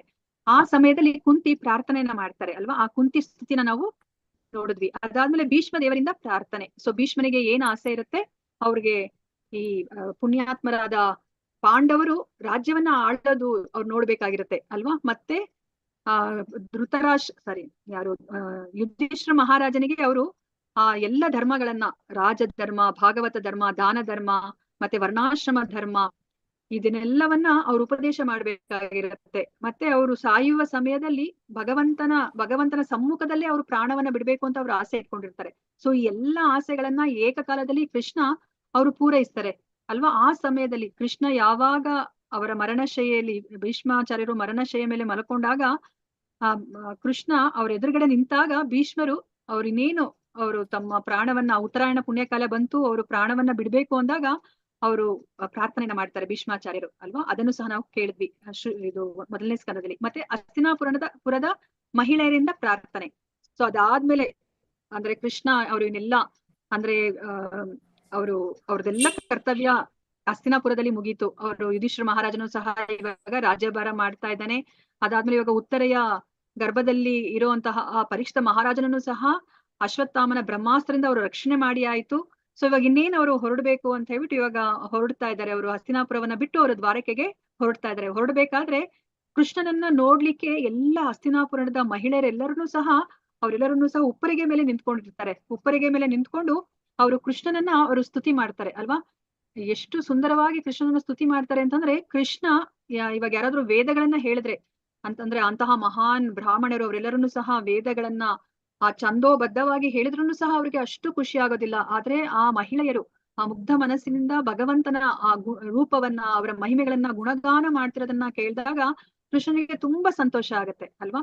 ಆ ಪ್ರಾರ್ಥನೆಗಳನ್ನು ಸಹ ನಾವು 10ನೇ ಅಧ್ಯಾಯದಲ್ಲಿ ನಾವು ಕೇಳಿದ್ವಿ. ಸೊ ಇವಾಗ ಅದಕ್ಕೆ ನಾವು ಈ 5 ಇವಾಗ ಸದ್ಯಕ್ಕೆ ಹೇಳ್ತಾ ಇಲ್ಲ, ಯಾಕಂದ್ರೆ ರೀಸೆಂಟ್ ಆಗಿ ನಾವು ಇದನ್ನ ತಿಳ್ಕೊಂಡಿರೋದ್ರಿಂದ. ಅದಕ್ಕೆ ಇವಾಗ 2ನೇ ಸ್ಕಂದದ ಪ್ರಾರ್ಥನೆಗಳಿಂದ ಶುರು ಮಾಡ್ತಾ ಇದ್ದೀವಿ ಈ ಇದು ಭಕ್ತಿ ಸದಾಚಾರ ಕಾರ್ಯಕ್ರಮದಲ್ಲಿ. ಸೊ ಈಗ ನಾವು ಶುಕದೇವ ಗೋಸ್ವಾಮಿ ಅವರಿಂದ ಪ್ರಾರ್ಥನೆ, ಅದು 2ನೇ ಸ್ಕಂದ ವಿಶ್ವದ ಆವಿರ್ಭಾವ. ಸೊ ಇದ್ರಲ್ಲಿ ಬರುವಂತಹ ಶ್ಲೋಕಗಳು ಇದು 4ನೇ ಅಧ್ಯಾಯದಲ್ಲಿ 12ರಿಂದ 23ನೇ ಶ್ಲೋಕ ತನಕ ಅದು ಶುಕದೇವ ಗೋಸ್ವಾಮಿಯವರ ಪ್ರಾರ್ಥನೆ. ಸೊ ಇಲ್ಲಿ ನಮಗ್ ಗೊತ್ತಿರೋ ಹಾಗೇನೆ ಪರೀಕ್ಷಿತ ಮಹಾರಾಜ ಅವರು ಶಾಪಗ್ರಸ್ತರಾಗ್ತಾರೆ ಅಲ್ವಾ. ಶೃಂಗಿ ಶಮ್ಯಕ ಮುನಿಯ ಮಗ ಶೃಂಗಿಯಿಂದ ಅವರು ಶಾಪಗ್ರಸ್ತರಾಗ್ತಾರೆ. ಒಂದು ವಾರದಲ್ಲೇನೆ ಅವರು ಹಾವು ತಕ್ಷಕ ಅನ್ನೋ ಒಂದು ಹಾವು ಕಚ್ಚಿ ಅವರು ಪ್ರಾಣವನ್ನ ಕಳ್ಕೊತಾರೆ ಅಂತ ಹೇಳ್ಬಿಟ್ಟು ಅವ್ರಿಗೆ ಶಾಪವನ್ನ ಕೊಡ್ತಾರೆ ಅಲ್ವಾ. ಅವಾಗ ಪರೀಕ್ಷಿತ ಮಹಾರಾಜನಿಗೆ ಈ ವಿಷಯ ಗೊತ್ತಾಗಿದ ತಕ್ಷಣ ಅವ್ರು ಏನ್ ಮಾಡ್ತಾರೆ, ಅವರು ರಾಜ್ಯವನ್ನ ತೊರೆದು ತನ್ನ ಮಗನಾದ ಜನಮೇಜನಿಗೆ ಒಪ್ಪಿಸ್ಬಿಟ್ಟು ಅವರು ಗಂಗಾ ನದಿ ತೀರಕ್ಕೆ ಬರ್ತಾರೆ ಅಲ್ವಾ. ಗಂಗಾ ನದಿ ತೀರಕ್ಕೆ ಬಂದಾಗ ಅವರು ಅಂದ್ರೆ ಆಮರಣಾಂತ ಉಪವಾಸ ಮಾಡ್ಬೇಕು ಅಂತ ಹೇಳ್ಬಿಟ್ಟು ಅವ್ರು ಯೋಚನೆಯನ್ನ ಮಾಡ್ತಾರೆ. ಅದೇ ಸಮಯಕ್ಕೆ ಎಲ್ಲರನ್ನೂ ಸಹ ಈ ಬ್ರಹ್ಮಾಂಡದಲ್ಲಿರುವಂತಹ ಋಷಿ ಮುನಿಗಳು ಎಲ್ಲರೂ ಸಹ ಅಲ್ಲಿ ಬಂದು ಸೇರ್ತಾರೆ ಅಲ್ವಾ. ಅದೇ ಸಮಯಕ್ಕೆ ಶುಕದೇವ ಗೋಸ್ವಾಮಿಯವರು ಅಂದ್ರೆ ಶುಕಮುನಿಗಳು ಸಹ ಅಲ್ಲಿಗೆ ಬರ್ತಾರೆ. ಅವ್ರಿಗೆ ಏನು ಆ ಸಭೆಯ ಅಧ್ಯಕ್ಷ ಸ್ಥಾನವನ್ನ ಕೊಡ್ಲಾಗತ್ತೆ. ಅವ್ರಿಗೆ ಪರೀಕ್ಷಿತ ಮಹಾರಾಜ ಹಲವಾರು ಪ್ರಶ್ನೆಗಳನ್ನ ಕೇಳ್ತಾರೆ ಅಲ್ವಾ. ತುಂಬಾ ಮುಖ್ಯವಾದ ಪ್ರಶ್ನೆ ಏನ್ ಕೇಳ್ತಾರೆ ಅವರು, ಸಾಯುವ ಮನುಷ್ಯನ ಕರ್ತವ್ಯವೇನು ಅಲ್ವಾ. ನಾನು ಇನ್ನೇನು ಒಂದು ವಾರದಲ್ಲಿ ನಾನು ನನ್ನ ದೇಹವನ್ನ ನಾನು ಬಿಡ್ತಾ ಇದ್ದೀನಿ, ಅಂತಹ ಮನುಷ್ಯನ ಕರ್ತವ್ಯವೇನು ಅಂತ ಹೇಳ್ಬಿಟ್ಟು ಅವರು ಪ್ರಶ್ನೆನ ಕೇಳ್ತಾರೆ. ಆಗ ಶುಕದೇವ ಗೋಸ್ವಾಮಿ ಅವರು ಉತ್ತರವನ್ನ ಕೊಡ್ತಾರೆ ಅಲ್ವಾ. ಅಂದ್ರೆ ದೇವೋತ್ತಮ ಪರಮ ಪುರುಷನ ಬಗ್ಗೆ ನಾವು ಶ್ರವಣವನ್ನ ಮಾಡ್ಬೇಕು ಅಂತ ಹೇಳ್ಬಿಟ್ಟು ಅವರು ಭಾಗವತದ ಕುರಿತಾಗಿ ಅವರು ಹೇಳಿಕೆ ಶುರು ಮಾಡ್ತಾರೆ. ಆಗ ಪರೀಕ್ಷಿತ ಮಹಾರಾಜ ಹಲವಾರು ಪ್ರಶ್ನೆಗಳನ್ನ ಕೇಳ್ತಾರೆ ಅಲ್ವಾ. ಈಗ್ಲೂ ಸಹ ಅವರು ಪ್ರಶ್ನೆಯನ್ನ ಕೇಳಿದ್ದಾರೆ. ಏನು ಅಂತಂದ್ರೆ ಈ ಸೃಷ್ಟಿಯ ಬಗ್ಗೆ ಅವ್ರು ಕೇಳಿದ್ದಾರೆ. ಈ ಭೌತಿಕ ಪ್ರಪಂಚ ಹೇಗೆ ಸೃಷ್ಟಿ ಆಯ್ತು ಅಂತ ಹೇಳ್ಬಿಟ್ಟು ಆ ಸೃಷ್ಟಿಯ ಭಗವಂತನ ಆ ಸೃಷ್ಟ್ಯಾತ್ಮಕ ಶಕ್ತಿ ಅಂತ ನಾವ್ ಏನ್ ಕರಿತೀವಿ ಅದ್ರ ಬಗ್ಗೆ ಅವರು ಪ್ರಶ್ನೆಯನ್ನ ಕೇಳ್ತಾರೆ. ಅದಕ್ಕೆ ಈಗ ಶುಕ ಮುನಿಗಳು ಉತ್ತರವನ್ನ ಕೊಡ್ಬೇಕು. ಅವ್ರು ನೋಡಿ ಉತ್ತರವನ್ನ ಕೊಡ್ಲಿಕ್ಕಿನ ಮುಂಚೆ ನೋಡಿ ಆ ಸೃಷ್ಟಿಯ ಬಗ್ಗೆ ಅವ್ರು ಹೇಳ್ಬೇಕು, ಹೇಗೆ ಸೃಷ್ಟಿಯನ್ನ ಮಾಡ್ತಾರೆ ಭಗವಂತ ಅಂತ. ಆದ್ರೆ ಆ ಸೃಷ್ಟಿಯನ್ನ ಮಾಡ್ಲಿಕ್ಕಿನ ಮುಂಚೆ ಅವರು ಭಗವಂತನ ಪ್ರಾರ್ಥನೆಯನ್ನ ಅವರು ಇವಾಗ ಆಲಿಸ್ತಾ ಇದೀವಿ. ಅದೇನ್ ಪ್ರಾರ್ಥನೆಗಳು ಅಂತ ಹೇಳ್ಬಿಟ್ಟು ನಾವು ನೋಡೋಣಂತೆ. ನೋಡಿ ಭಗವಂತ ಸೃಷ್ಟಿಯನ್ನ ಮಾಡ್ತಾರೆ ಅಲ್ವಾ. ಸೊ ಆ ಸೃಷ್ಟಿಯನ್ನ ಹೇಗೆ ಮಾಡ್ತಾರೆ ಅಂತ ಹೇಳ್ಬಿಟ್ಟು ಪರೀಕ್ಷಿತ ಮಹಾರಾಜನ ಪ್ರಶ್ನೆ. ಸೊ ಅದಕ್ಕಿಂತ ಮುಂಚೆ ಈಗ ಅವರು ಪ್ರಾರ್ಥನೆಯನ್ನ ಮಾಡ್ತಾ ಇದ್ದಾರೆ. ಹೇಗೆ ಪ್ರಾರ್ಥನೆಯನ್ನ ಮಾಡ್ತಾರೆ ಅಂತ ಹೇಳ್ಬಿಟ್ಟು ನಾವು ನೋಡೋಣಂತೆ.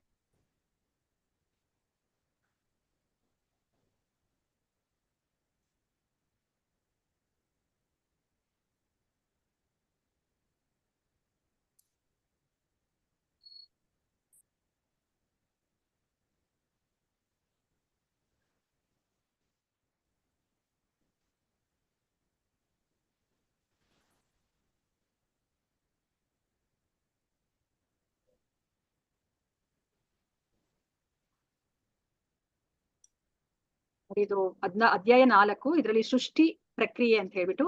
ಸೊ ಇದರಲ್ಲಿ ಫಸ್ಟ್ ಆತ್ಮತತ್ವವನ್ನ ವಿವರಿಸ್ತಾರೆ. ಅದಾದ್ಮೇಲೆ ಮತ್ತೆ ಅವರು ಪ್ರಶ್ನೆಯನ್ನ ಕೇಳ್ತಾರೆ ಪರೀಕ್ಷಿತ ಮಹಾರಾಜ.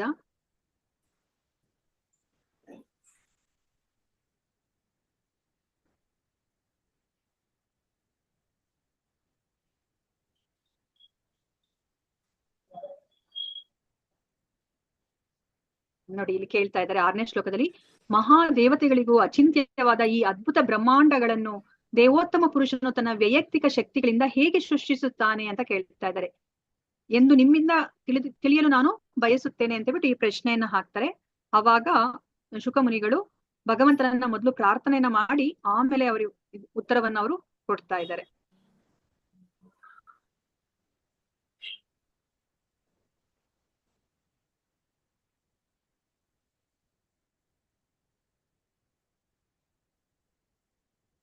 ನೋಡಿ ಈಗ ಸೂತ ಮುನಿಗಳು ನುಡಿದರು, ಹೀಗೆ ದೊರೆಯು ದೇವೋತ್ತಮ ಪುರುಷನ ಸೃಷ್ಟ್ಯಾತ್ಮಕ ಶಕ್ತಿಯನ್ನು ಕುರಿತು ವಿವರಿಸಬೇಕೆಂದು ಶುಕಮುನಿಗಳನ್ನು ಕೇಳಿದಾಗ ಅವರು ಇಂದ್ರಿಯಗಳ ಒಡೆಯನನ್ನು ಶ್ರೀಕೃಷ್ಣ ಕ್ರಮಶಃ ಸ್ಮರಣೆ ಮಾಡಿ ಸೂಕ್ತವಾದ ಉತ್ತರವನ್ನು ಕೊಡಲು ಹೀಗೆ ನುಡಿದರು. ನೋಡಿ ಕ್ರಮಶಃ ಸ್ಮರಣೆಯನ್ನ ಮಾಡಿ ಆಮೇಲೆ ಅವರು ಉತ್ತರವನ್ನ ಕೊಡ್ಲಿಕ್ಕೆ ಹೋಗ್ತಿದ್ದಾರೆ. ಅಂದ್ರೆ ಇಲ್ಲಿ ಯಾರೇ ಆಗ್ಲಿ ಇವಾಗ ನಾವ್ ಹೇಳ್ಬೇಕು, ಏನಾದ್ರು ಭಗವಂತನ ಬಗ್ಗೆ ಹೇಳ್ಬೇಕಂತಂದ್ರೆ ನಾನೇ ಹೇಳ್ತಾ ಇದೀನಿ ಅಂತ ನಾವು ಯೋಚನೆ ಮಾಡಿ ನಮಗ್ ನಾವೇ ಗರ್ವವನ್ನ ಪಡ್ಕೊಂಡ್ರೆ ಅದು ತುಂಬಾ ತಪ್ಪು. ಇಲ್ಲಿ ಭಾವಾರ್ಥದಲ್ಲಿ ಪ್ರಭುಪಾದ್ರು ಹೇಳ್ತಾ ಇದಾರೆ, ನಾವ್ ಏನೇ ಒಂದು ಮಾತನ್ನ ಹೇಳ್ಬೇಕಂತಂದ್ರೆ ಅದು ಭಗವಂತನ ಅನುಗ್ರಹ, ಭಗವಂತನೇ ನಮ್ಮಿಂದ ನುಡಿಸ್ತಾ ಇದ್ದಾನೆ ಅಂತ ಹೇಳ್ಬಿಟ್ಟು ನಾವು ಅಂತಹ ಒಂದು ಮನಸ್ಥಿತಿಲಿ ನಾವು ಹೇಳ್ಬೇಕಾಗತ್ತೆ. ಅದನ್ನ ಇಲ್ಲಿ ಪ್ರಭುಪಾದ್ರು ಭಾವಾರ್ಥದಲ್ಲಿ ತುಂಬಾ ಸುಂದರವಾಗಿ ಅದನ್ನ ಹೇಳಿದ್ದಾರೆ. ಸೊ ಇವಾಗ 12ನೇ ಶ್ಲೋಕ.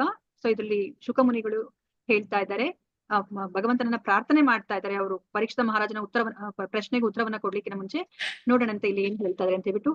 ಶ್ರೀ ಶುಕವಾಚ ನಮಃ ಪರಸ್ಮೈ ಪುರುಷಾಯ ಭೂಯಸೆ ಸದುದ್ಭವಸ್ಥಾನ ನಿರೋಧ ಲೀಲೆಯ ಗೃಹೀತ ಶಕ್ತಿ ತ್ರಿತಯಾಯ ದೇಹಿನಾಂ ಅಂತರ್ಭವಾಯಾನುಪಲಕ್ಷ್ಯ ವರ್ತಮನೆ. ಹರೇ ಹರೇ ಕೃಷ್ಣ. ಯಾರಾದ್ರೂ ಹೇಳ್ತೀರಾ? ಒಂದಿಬ್ರು ಹೇಳಿ ಮಾತಾಜಿಗಳೇ, ಪ್ರಭುಜಿಗಳೇ.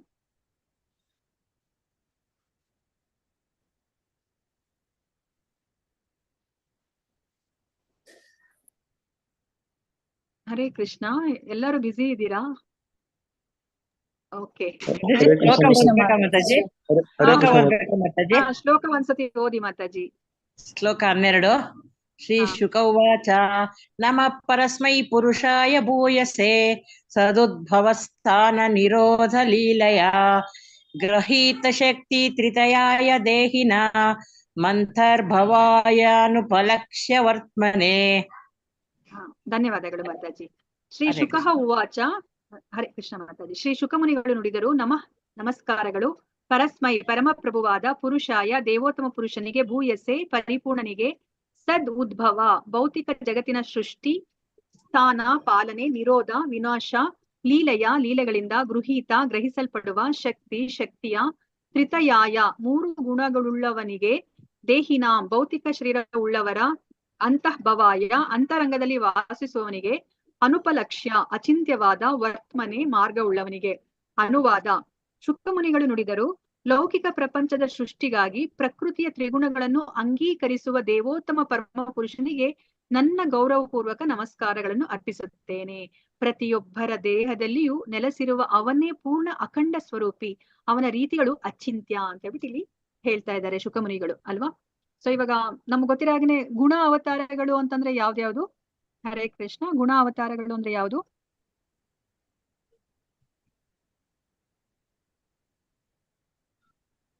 ಹರೇ ಕೃಷ್ಣ. ಯಾಕೆ ಇವತ್ತು ಯಾರು ಉತ್ತರವನ್ನ ಕೊಡ್ತಾ ಇಲ್ಲ? ಮಾತಾಜಿ, ಕೀರ್ತಿ, ಅಪಕೀರ್ತಿ, ಜ್ಞಾನ, ಕ್ಷಮ. ಮಾತಾಜಿ ಗುಣ ಅವತಾರಗಳು. ಮಾತಾಜಿ ಅವತಾರಗಳ ಬಗ್ಗೆ ಕೇಳ್ತಾ ಇದ್ದೀನಿ. 6 ತರ ಅವತಾರಗಳಿದೆ ಅಲ್ವಾ ಭಗವಂತಂದು. ಆ 6 ತರ ಅವತಾರಗಳು ಯಾವ್ದ್ಯಾವ್ದು? ಅವತಾರಗಳು, ಶಕ್ತಿ ಅವತಾರಗಳು, ಪುರುಷಾವತಾರ, ಶಕ್ತಿ ಅವತಾರ, ಮತ್ತೆ ಲೀಲಾ ಅವತಾರ, ಗುಣ ಅವತಾರ, ಲೀಲಾ ಅವತಾರ, ಮನ್ವಂತರ ಅವತಾರ, ಯುಗಾವತಾರ ಅಲ್ವಾ. ಸೊ ಅದರಲ್ಲಿ ಮಾತಾಜಿ ಅದು ಪುರುಷ ಅವತಾರಗಳು. ಕಾರಣೋದಕಶಾಹಿ, ಗರ್ಭೋದಕಶಾಹಿ ಮತ್ತೆ ಕ್ಷೀರೋದಕಶಾಹಿ ಅದು ಪುರುಷ ಅವತಾರಗಳು. ನಾನು ಗುಣ ಅವತಾರಗಳನ್ನ ಕೇಳ್ತಾ ಇದ್ದೀನಿ. ಗುಣ ಅವತಾರಗಳು ಯಾವ್ದು? 3 ಗುಣ ಅವತಾರಗಳು. ಸೃಷ್ಟಿ ಸ್ಥಿತಿ ಲಯವನ್ನ ಯಾರು ಮಾಡೋದು? ಬ್ರಹ್ಮ ವಿಷ್ಣು ಮಹೇಶ್ವರ. ಮಹೇಶ್ವರ ಅಲ್ವಾ. ಅದನ್ನ ಗುಣ ಅವತಾರ ಅಂತ ಹೇಳ್ಬಿಟ್ಟು ಕರೀತಾರೆ ಅಲ್ವಾ. ಸೊ ಸೃಷ್ಟಿಯನ್ನ ಮಾಡೋದು ಬ್ರಹ್ಮ, ಮತ್ತೆ ಸ್ಥಿತಿಯನ್ನ ಮಾಡೋದು ವಿಷ್ಣು, ಮತ್ತೆ ಲಯವನ್ನ ಮಾಡೋದು ಮಹೇಶ್ವರ ಅಲ್ವಾ. ಸೊ ಅದು ನೋಡಿ, ಲೌಕಿಕ ಪ್ರಪಂಚದ ಸೃಷ್ಟಿಗಾಗಿ ಪ್ರಕೃತಿಯ ತ್ರಿಗುಣಗಳನ್ನು ಅಂಗೀಕರಿಸುವ. ಹರೇ ಕೃಷ್ಣ. ಪ್ಲೀಸ್ ಮ್ಯೂಟ್ ಮಾಡ್ಕೊಳ್ಳಿ, ಬ್ಯಾಕ್ ಗ್ರೌಂಡ್ ನಾಯ್ಸ್ ಇರೋರು.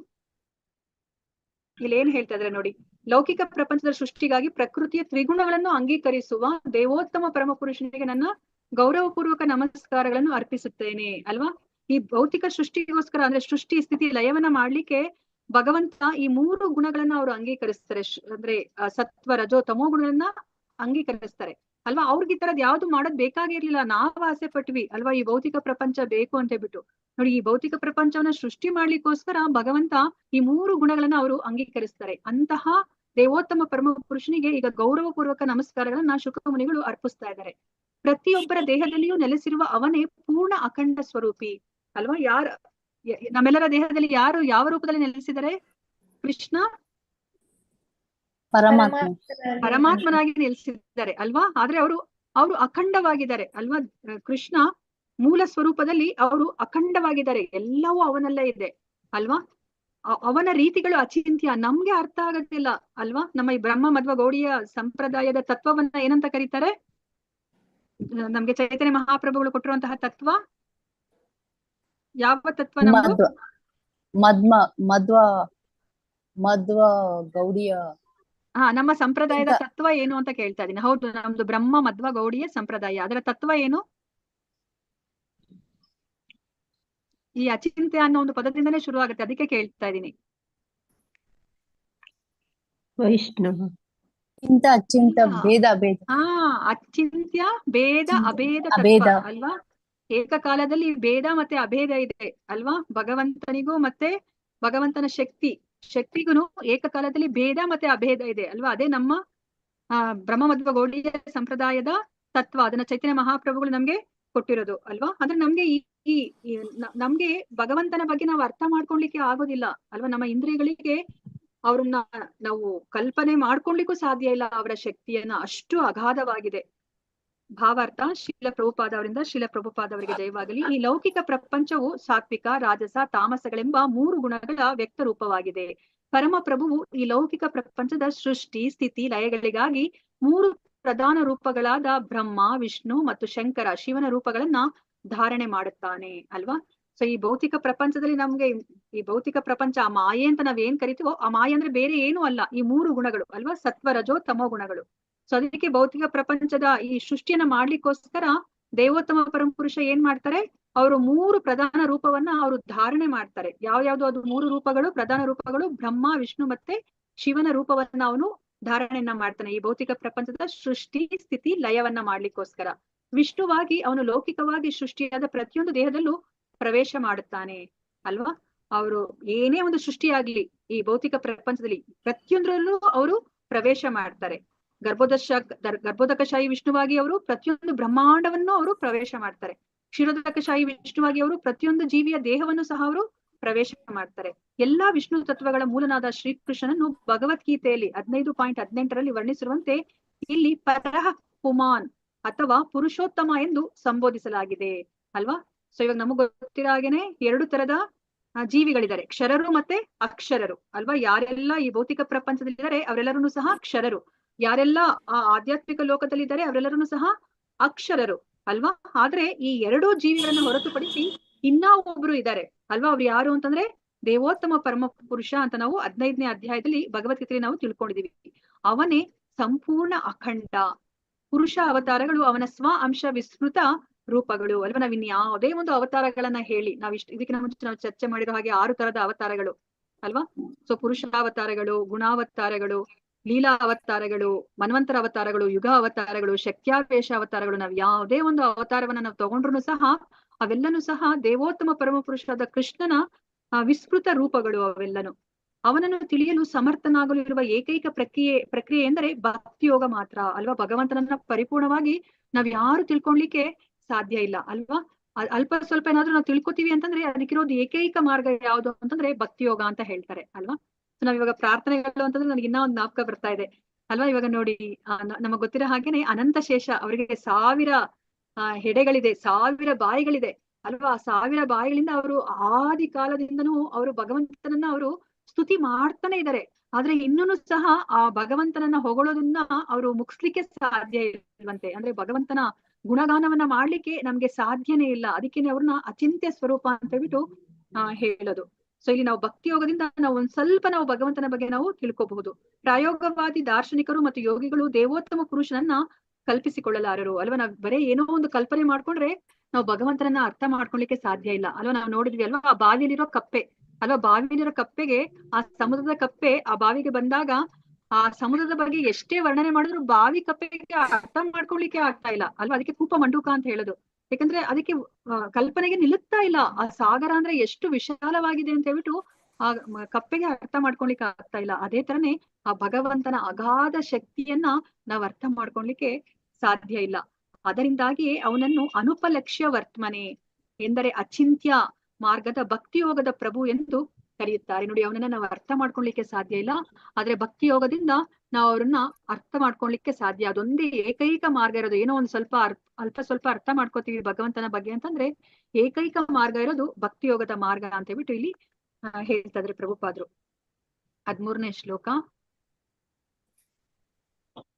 ಭೂಯೋ ನಮಃ ಸದ್ರುಜಿನಚ್ಚಿದೆ ಅಸಂಭವಾಯಾಖಿಲ ಸತ್ವಮೂರ್ತಯೇ ಪುಂಸಾಂ ಪುನಃ ಪಾರಮಹಂಸ್ಯ ಆಶ್ರಮೇ ವ್ಯವಸ್ಥಿತಾನಾಮನುಮೃಗ್ಯ ದಾಶುಷೇ.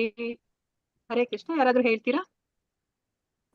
ಭೂಯೋ ನಮಃ ಸದ್ರುಜಿನಚ್ಚಿದೆ ಸತಾ ಮತ್ಸಂಭವಾಯ ಕಿಲ ಸತ್ವಮೂರ್ತಯೇ पुंसां पुनः पारमहंसाश्रमे व्यवस्थितानामनुमृग्यदाशुषे. हरे कृष्ण. ಧನ್ಯವಾದ ಹರೇ ಕೃಷ್ಣ ಮಾತಾಜಿ. ಮಾತಾಜಿ, ಧನ್ಯವಾದಗಳು ಮಾತಾಜಿ. ಭೂಯಃ, ಪುನಃ, ನಮಃ, ನಮಸ್ಕಾರಗಳು. ಸತ್ ಭಕ್ತರ ಅಥವಾ ಪುಣ್ಯಾತ್ಮರ ರುಜಿನ ನೋವುಗಳನ್ನು ಪರಿಹರಿಸುವ ಅಸತಾಂ ನಾಸ್ತಿಕರಾದ ಭಕ್ತರಲ್ಲದ ದೈತ್ಯರ ಅಸಂಭವಾಯ ಎಚ್ಚಳವನ್ನು ತಡೆಯುವ ಅಖಿಲ ಪೂರ್ಣ ಸತ್ವಗುಣದ ಮೂರ್ತಯೇ ಪುರುಷನಿಗೆ ಪುಂಸಾಂ ಅಪ್ರಾಪಂಚಿಕರ ಪುನಃ ಮತ್ತೆ ಪಾರಮಹಂಸೆ ಅತ್ಯುನ್ನತ ಆಧ್ಯಾತ್ಮ ಸಿದ್ಧಿಯ ಆಶ್ರಮೆ ಅವಸ್ಥೆಯಲ್ಲಿ ವ್ಯವಸ್ಥಿತಾನಾಂ ವಿಶೇಷವಾಗಿ ನೆಲೆಸಿರುವವರ ಅನುಮೃಗ್ಯ ಗುರಿಯನ್ನರಸಿ ದಾಶುಷೆ ಅನುಗ್ರಹಿಸುವವನಿಗೆ. ಅನುವಾದ: ಪುಣ್ಯವಂತ ಭಕ್ತರನ್ನು ಸಕಲ ದುಃಖಗಳಿಂದ ವಿಮೋಚನೆಗೊಳಿಸುವ, ಭಕ್ತರಲ್ಲದ ಅಸುರರು ನಾಸ್ತಿಕ ಮನೋಭಾವದ ಎಚ್ಚಳವನ್ನ ನಾಶಗೊಳಿಸುವ ಸಂಪೂರ್ಣ ಅಸ್ತಿತ್ವದ ದಿವ್ಯ ರೂಪಕ್ಕೆ ನಾನು ಮತ್ತೊಮ್ಮೆ ಗೌರವಪೂರ್ವಕವಾಗಿ ನಮಸ್ಕರಿಸುತ್ತೇನೆ. ಅವನು ಪರಮಹಂಸ ಪದದಲ್ಲಿರುವ ಆಧ್ಯಾತ್ಮವಾದಿಗಳಿಗೆ ಅವರ ವಿಶಿಷ್ಟ ಗತಿಗಳನ್ನ ನೀಡುತ್ತಾನೆ. ಅಲ್ವಾ? ನೋಡಿ, ಇದು ಎಷ್ಟು ಚೆನ್ನಾಗಿದೆ ಅಂತಂದ್ರೆ, ನೋಡಿ, ಭಗವಂತ ಪರಮ ಮಂಗಳಕರ ಅಲ್ವಾ? ಇವಾಗ ನೋಡಿ, ಬೇರೆ ಇವಾಗ ಯಾವ್ದೋ ಒಂದು ನಮ್ಮ ದೇಶದಲ್ಲಿ ಅಥವಾ ಎಲ್ಲೋ ಒಂದ್ ಕಡೆ ಯುದ್ಧ ನಡೆದ್ರು ಸಹ ಒಬ್ರಿಗೆ ಜಯ ಸಿಗುತ್ತೆ, ಇನ್ನೊಬ್ರಿಗೆ ಅಪಜಯ ಆಗತ್ತೆ ಅಲ್ವಾ? ಒಂದ್ ಕಡೆ ಅಂದ್ರೆ ಎರಡು ಕಡೆನೂ ಪ್ರಾಣ ಹಾನಿ ಆಗತ್ತೆ ಅಲ್ವಾ? ಯಾರಿಗೋ ಒಬ್ರು ಗೆದ್ದವರು ಯಾವ್ದೋ ಒಂದು ರಾಜ್ಯವನ್ನೋ ಅಥವಾ ಒಂದು ಸಂಪತ್ತನ್ನ ಅವರು ಅನುಭವಿಸ್ತಾರೆ ಅಲ್ವಾ? ಆದ್ರೆ ಭಗವಂತ ಎಲ್ಲಿರ್ತಾನೋ ಅಲ್ಲಿ ಪ್ರತಿಯೊಬ್ಬರಿಗೂ ಸಹ ಮಂಗಳವಾಗತ್ತೆ ಅಲ್ವಾ? ಅವನು ಎಲ್ಲರಿಗೂ ಸಹ ಶುಭವನ್ನ ಅವರು ಉಂಟು ಮಾಡ್ತಾರೆ. ಅದ್ರ ಬಗ್ಗೆ ನಮ್ಗೆ ಇಲ್ಲಿ ಹೇಳ್ತಾ ಇದ್ದಾರೆ. ಸೊ ಇವಾಗ ನೀವು ಭೀಷ್ಮಾಚಾರ್ಯರ ಪ್ರಾರ್ಥನೆಯನ್ನ ನೀವು ಕೇಳಿದ್ರಿ ಅಲ್ವಾ? ಆ ಪ್ರಾರ್ಥನೆಯಲ್ಲಿ ಆ ಭೀಷ್ಮಾಚಾರ್ಯರು ಅಂದ್ರೆ ಇವಾಗ ನಮ್ಗೆ ಪ್ರಭುಪಾದರು ಅರ್ಥ ಮಾಡಿಸ್ತಾರೆ. ನಮ್ಗೆ ನೋಡ್ಲಿಕ್ಕೆ ನಮ್ಗೆ ಏನ್ ಅನಿಸುತ್ತೆ, ಕೃಷ್ಣ ಅವರು ತುಂಬಾ ಏನು ಪಾರ್ಶಿಯಾಲಿಟಿ ಮಾಡ್ತಾ ಇದ್ದಾರೆ, ಅಂದ್ರೆ ಪಾಂಡವರಿಗೆ ಮಾತ್ರನೇ ಒಳಿತಾಗೋ ತರ ಅವರು ನಡ್ಕೋತಾ ಇದ್ದಾರೆ ಅಂತ ನಮ್ಗೆ ಅನ್ಸುತ್ತೆ ಅಲ್ವಾ? ಆದ್ರೆ ಭೀಷ್ಮಾಚಾರ್ಯರು ಅವ್ರ ಪ್ರಾರ್ಥನೆಯಲ್ಲಿ ಏನಂತ ಹೇಳ್ತಾರೆ, ಯಾರಾದ್ರೂ ಹೇಳ್ತೀರಾ? ಹರೇ ಕೃಷ್ಣ. ಮತ್ತೆ ನಮ್ಗೆ ಅದನ್ನ ಪ್ರಭುಪಾದರು ಅರ್ಥ ಮಾಡಿಸ್ತಾರೆ. ಇವಾಗ ನಮ್ಗೆ ಏನ್ ಅನ್ನಿಸ್ತು, ಅಯ್ಯೋ ಎಲ್ಲ ಕೌರವರನ್ನೆಲ್ಲ ಅವರು ಅಥವಾ ಎಷ್ಟೊಂದು 11 ಪ್ಲಸ್ 7 18 ಅಕ್ಷೋಹಿಣಿ ಸೈನ್ಯನ ನಾಶ ಮಾಡ್ಬಿಟ್ರು, ಕೃಷ್ಣ ನಾಶ ಮಾಡೋ ತರ ಮಾಡ್ಬಿಟ್ರು ಅಂತ ನಮ್ಗೆ ಅನ್ಸುತ್ತೆ ಅಲ್ವಾ? ಸೊ ಇವಾಗ ನಮ್ಗೆ ಪ್ರಭುಪಾದರು ಅದನ್ನ ಏನನ್ನ ಅರ್ಥ ಮಾಡಿಸ್ತಾರೆ, ಭೀಷ್ಮಾಚಾರ್ಯರು ಪ್ರಾರ್ಥನೆಯಲ್ಲಿ ಏನನ್ನ ಹೇಳ್ತಾರೆ ಅದ್ರ ಬಗ್ಗೆ?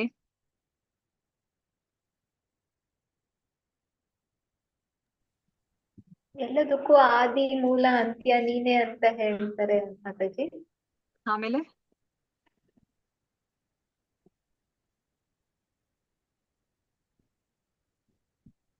ಅವರು ಶತ್ರು ಸೈನ್ಯದ ಪ್ರಾಣವನ್ನ ಅವರು ಅಂದ್ರೆ ಅವರ ಆಯಸ್ಸನ್ನ ಅವರು ಕಡಿಮೆ ಮಾಡ್ಬಿಡ್ತಾರೆ ಅಂತ ಹೇಳ್ತಾರಲ್ವಾ? ಅವ್ರು ಏನೇ ಒಂದು ಅಂದ್ರೆ ಯುದ್ಧವನ್ನು ಮಾಡೋದಿಲ್ಲ, ಆಯುಧವನ್ನು ಅವ್ರು ಹಿಡಿಯೋದಿಲ್ಲ ಅಲ್ವಾ?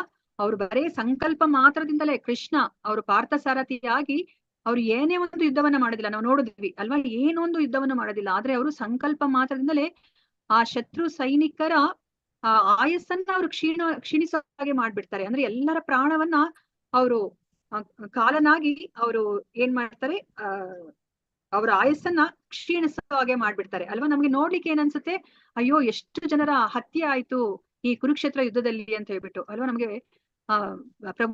ಅಂದ್ರೆ ಭೀಷ್ಮಾಚಾರ್ಯರು ಸಹ ಹೇಳ್ತಾರೆ, ಈ ತರ ಮಾಡಿ ಕೃಷ್ಣ ಏನ್ ಮಾಡ್ತಾ ಇದ್ದಾರೆ, ಅವ್ರನ್ನೆಲ್ಲರನ್ನು ಸಹ ಅವರ ಏನು ಮೂಲ ಸ್ವರೂಪವನ್ನ ಪಡ್ಕೊಳ್ಲಿಕ್ಕೆ ಕೃಷ್ಣ ಅವ್ರಿಗೆ ಅನುವು ಮಾಡ್ಕೊಡ್ತಾರೆ ಅಂತ ಹೇಳ್ತಾ ಇದ್ದಾರೆ ಅಲ್ವಾ? ಪ್ರಭುಪಾದರು ನಮ್ಗೆ ಹೇಗೆ ಅರ್ಥ ಮಾಡಿಸ್ತಾರೆ ಅದನ್ನ?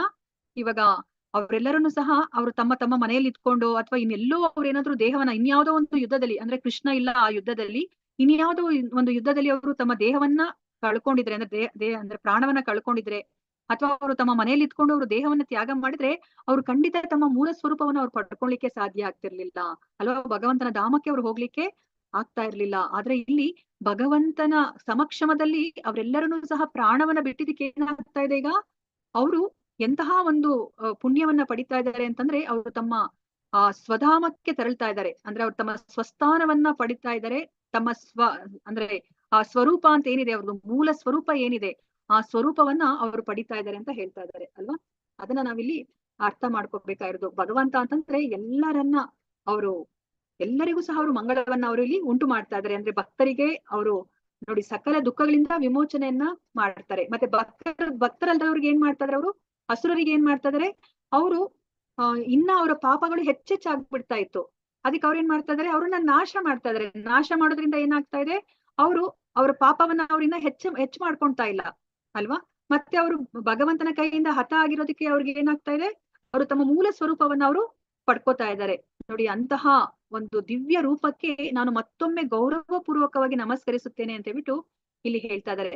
ಅವನು ಪರಮಹಂಸ ಪದದಲ್ಲಿರುವ ಆಧ್ಯಾತ್ಮವಾದಿಗಳಿಗೆ ಅವರ ವಿಶಿಷ್ಟ ಗತಿಗಳನ್ನ ನೀಡುತ್ತಾನೆ ಅಲ್ವಾ. ನೋಡಿ, ಇಲ್ಲಿ ಭಕ್ತರಲ್ದರವ್ರಿಗೇನೆ ಕೃಷ್ಣ ಇಷ್ಟೊಂದು ಅನುಗ್ರಹವನ್ನ ತೋರಿಸ್ತಾರೆ ಅಂದ್ಮೇಲೆ ಇನ್ನ ಪರಮಹಂಸ ಅಲ್ವಾ, ಆ ಸನ್ಯಾಸತ್ವದಲ್ಲೇನೆ, ಸನ್ಯಾಸತ್ವ ಅಂದ್ರೇನೆ ನಮ್ಮ ಈ ವರ್ಣಾಶ್ರಮದಲ್ಲಿ ಅದಕ್ಕೆ ತುಂಬಾ ನಾವು ಗೌರವವನ್ನ ಕೊಡ್ತೀವಿ ಆ ಸನ್ಯಾಸಾಶ್ರಮಕ್ಕೆ ಅಲ್ವಾ. ಆ ಸನ್ಯಾಸಾಶ್ರಮದಲ್ಲೇನೆ ಉನ್ನತವಾದ ಹಂತ ಅಂದ್ರೆ ಪರಮಹಂಸ ಅಂತ ಅಲ್ವಾ. ನೋಡಿ, ಅಂತವ್ರಿಗೆ ಭಗವಂತ ಇನ್ನೇನು ಅನುಗ್ರಹವನ್ನ ಕೊಡ್ಲಿಕ್ಕೆ ಸಾಧ್ಯ ಅಲ್ವಾ, ನಾವು ಊಹೆ ಮಾಡ್ಕೊಳ್ಲಿಕ್ಕೆ ಸಾಧ್ಯ ಇಲ್ಲ. ನೋಡಿ, ಅವರಿಗೆ ಹೇಳ್ತಾ ಇದ್ರೆ ಪರಮಹಂಸದಲ್ಲಿರುವ ಆಧ್ಯಾತ್ಮವಾದಿಗಳಿಗೆ ವಿಶಿಷ್ಟ ಗತಿಗಳನ್ನ ಭಗವಂತ ನೀಡುತ್ತಾನೆ ಅಂತ ಹೇಳ್ತಾ ಇದ್ರೆ. ಭಾವಾರ್ಥ ಶಿಲಪ್ರಭುಪಾದ ಅವರಿಗೆ ಜಯವಾಗಲಿ. ಭಗವಾನ್ ಶ್ರೀಕೃಷ್ಣನು ಲೌಕಿಕ ಮತ್ತು ಅಲೌಕಿಕ ಅಸ್ತಿತ್ವದ ಪೂರ್ಣ ರೂಪನಾಗಿದ್ದಾನೆ.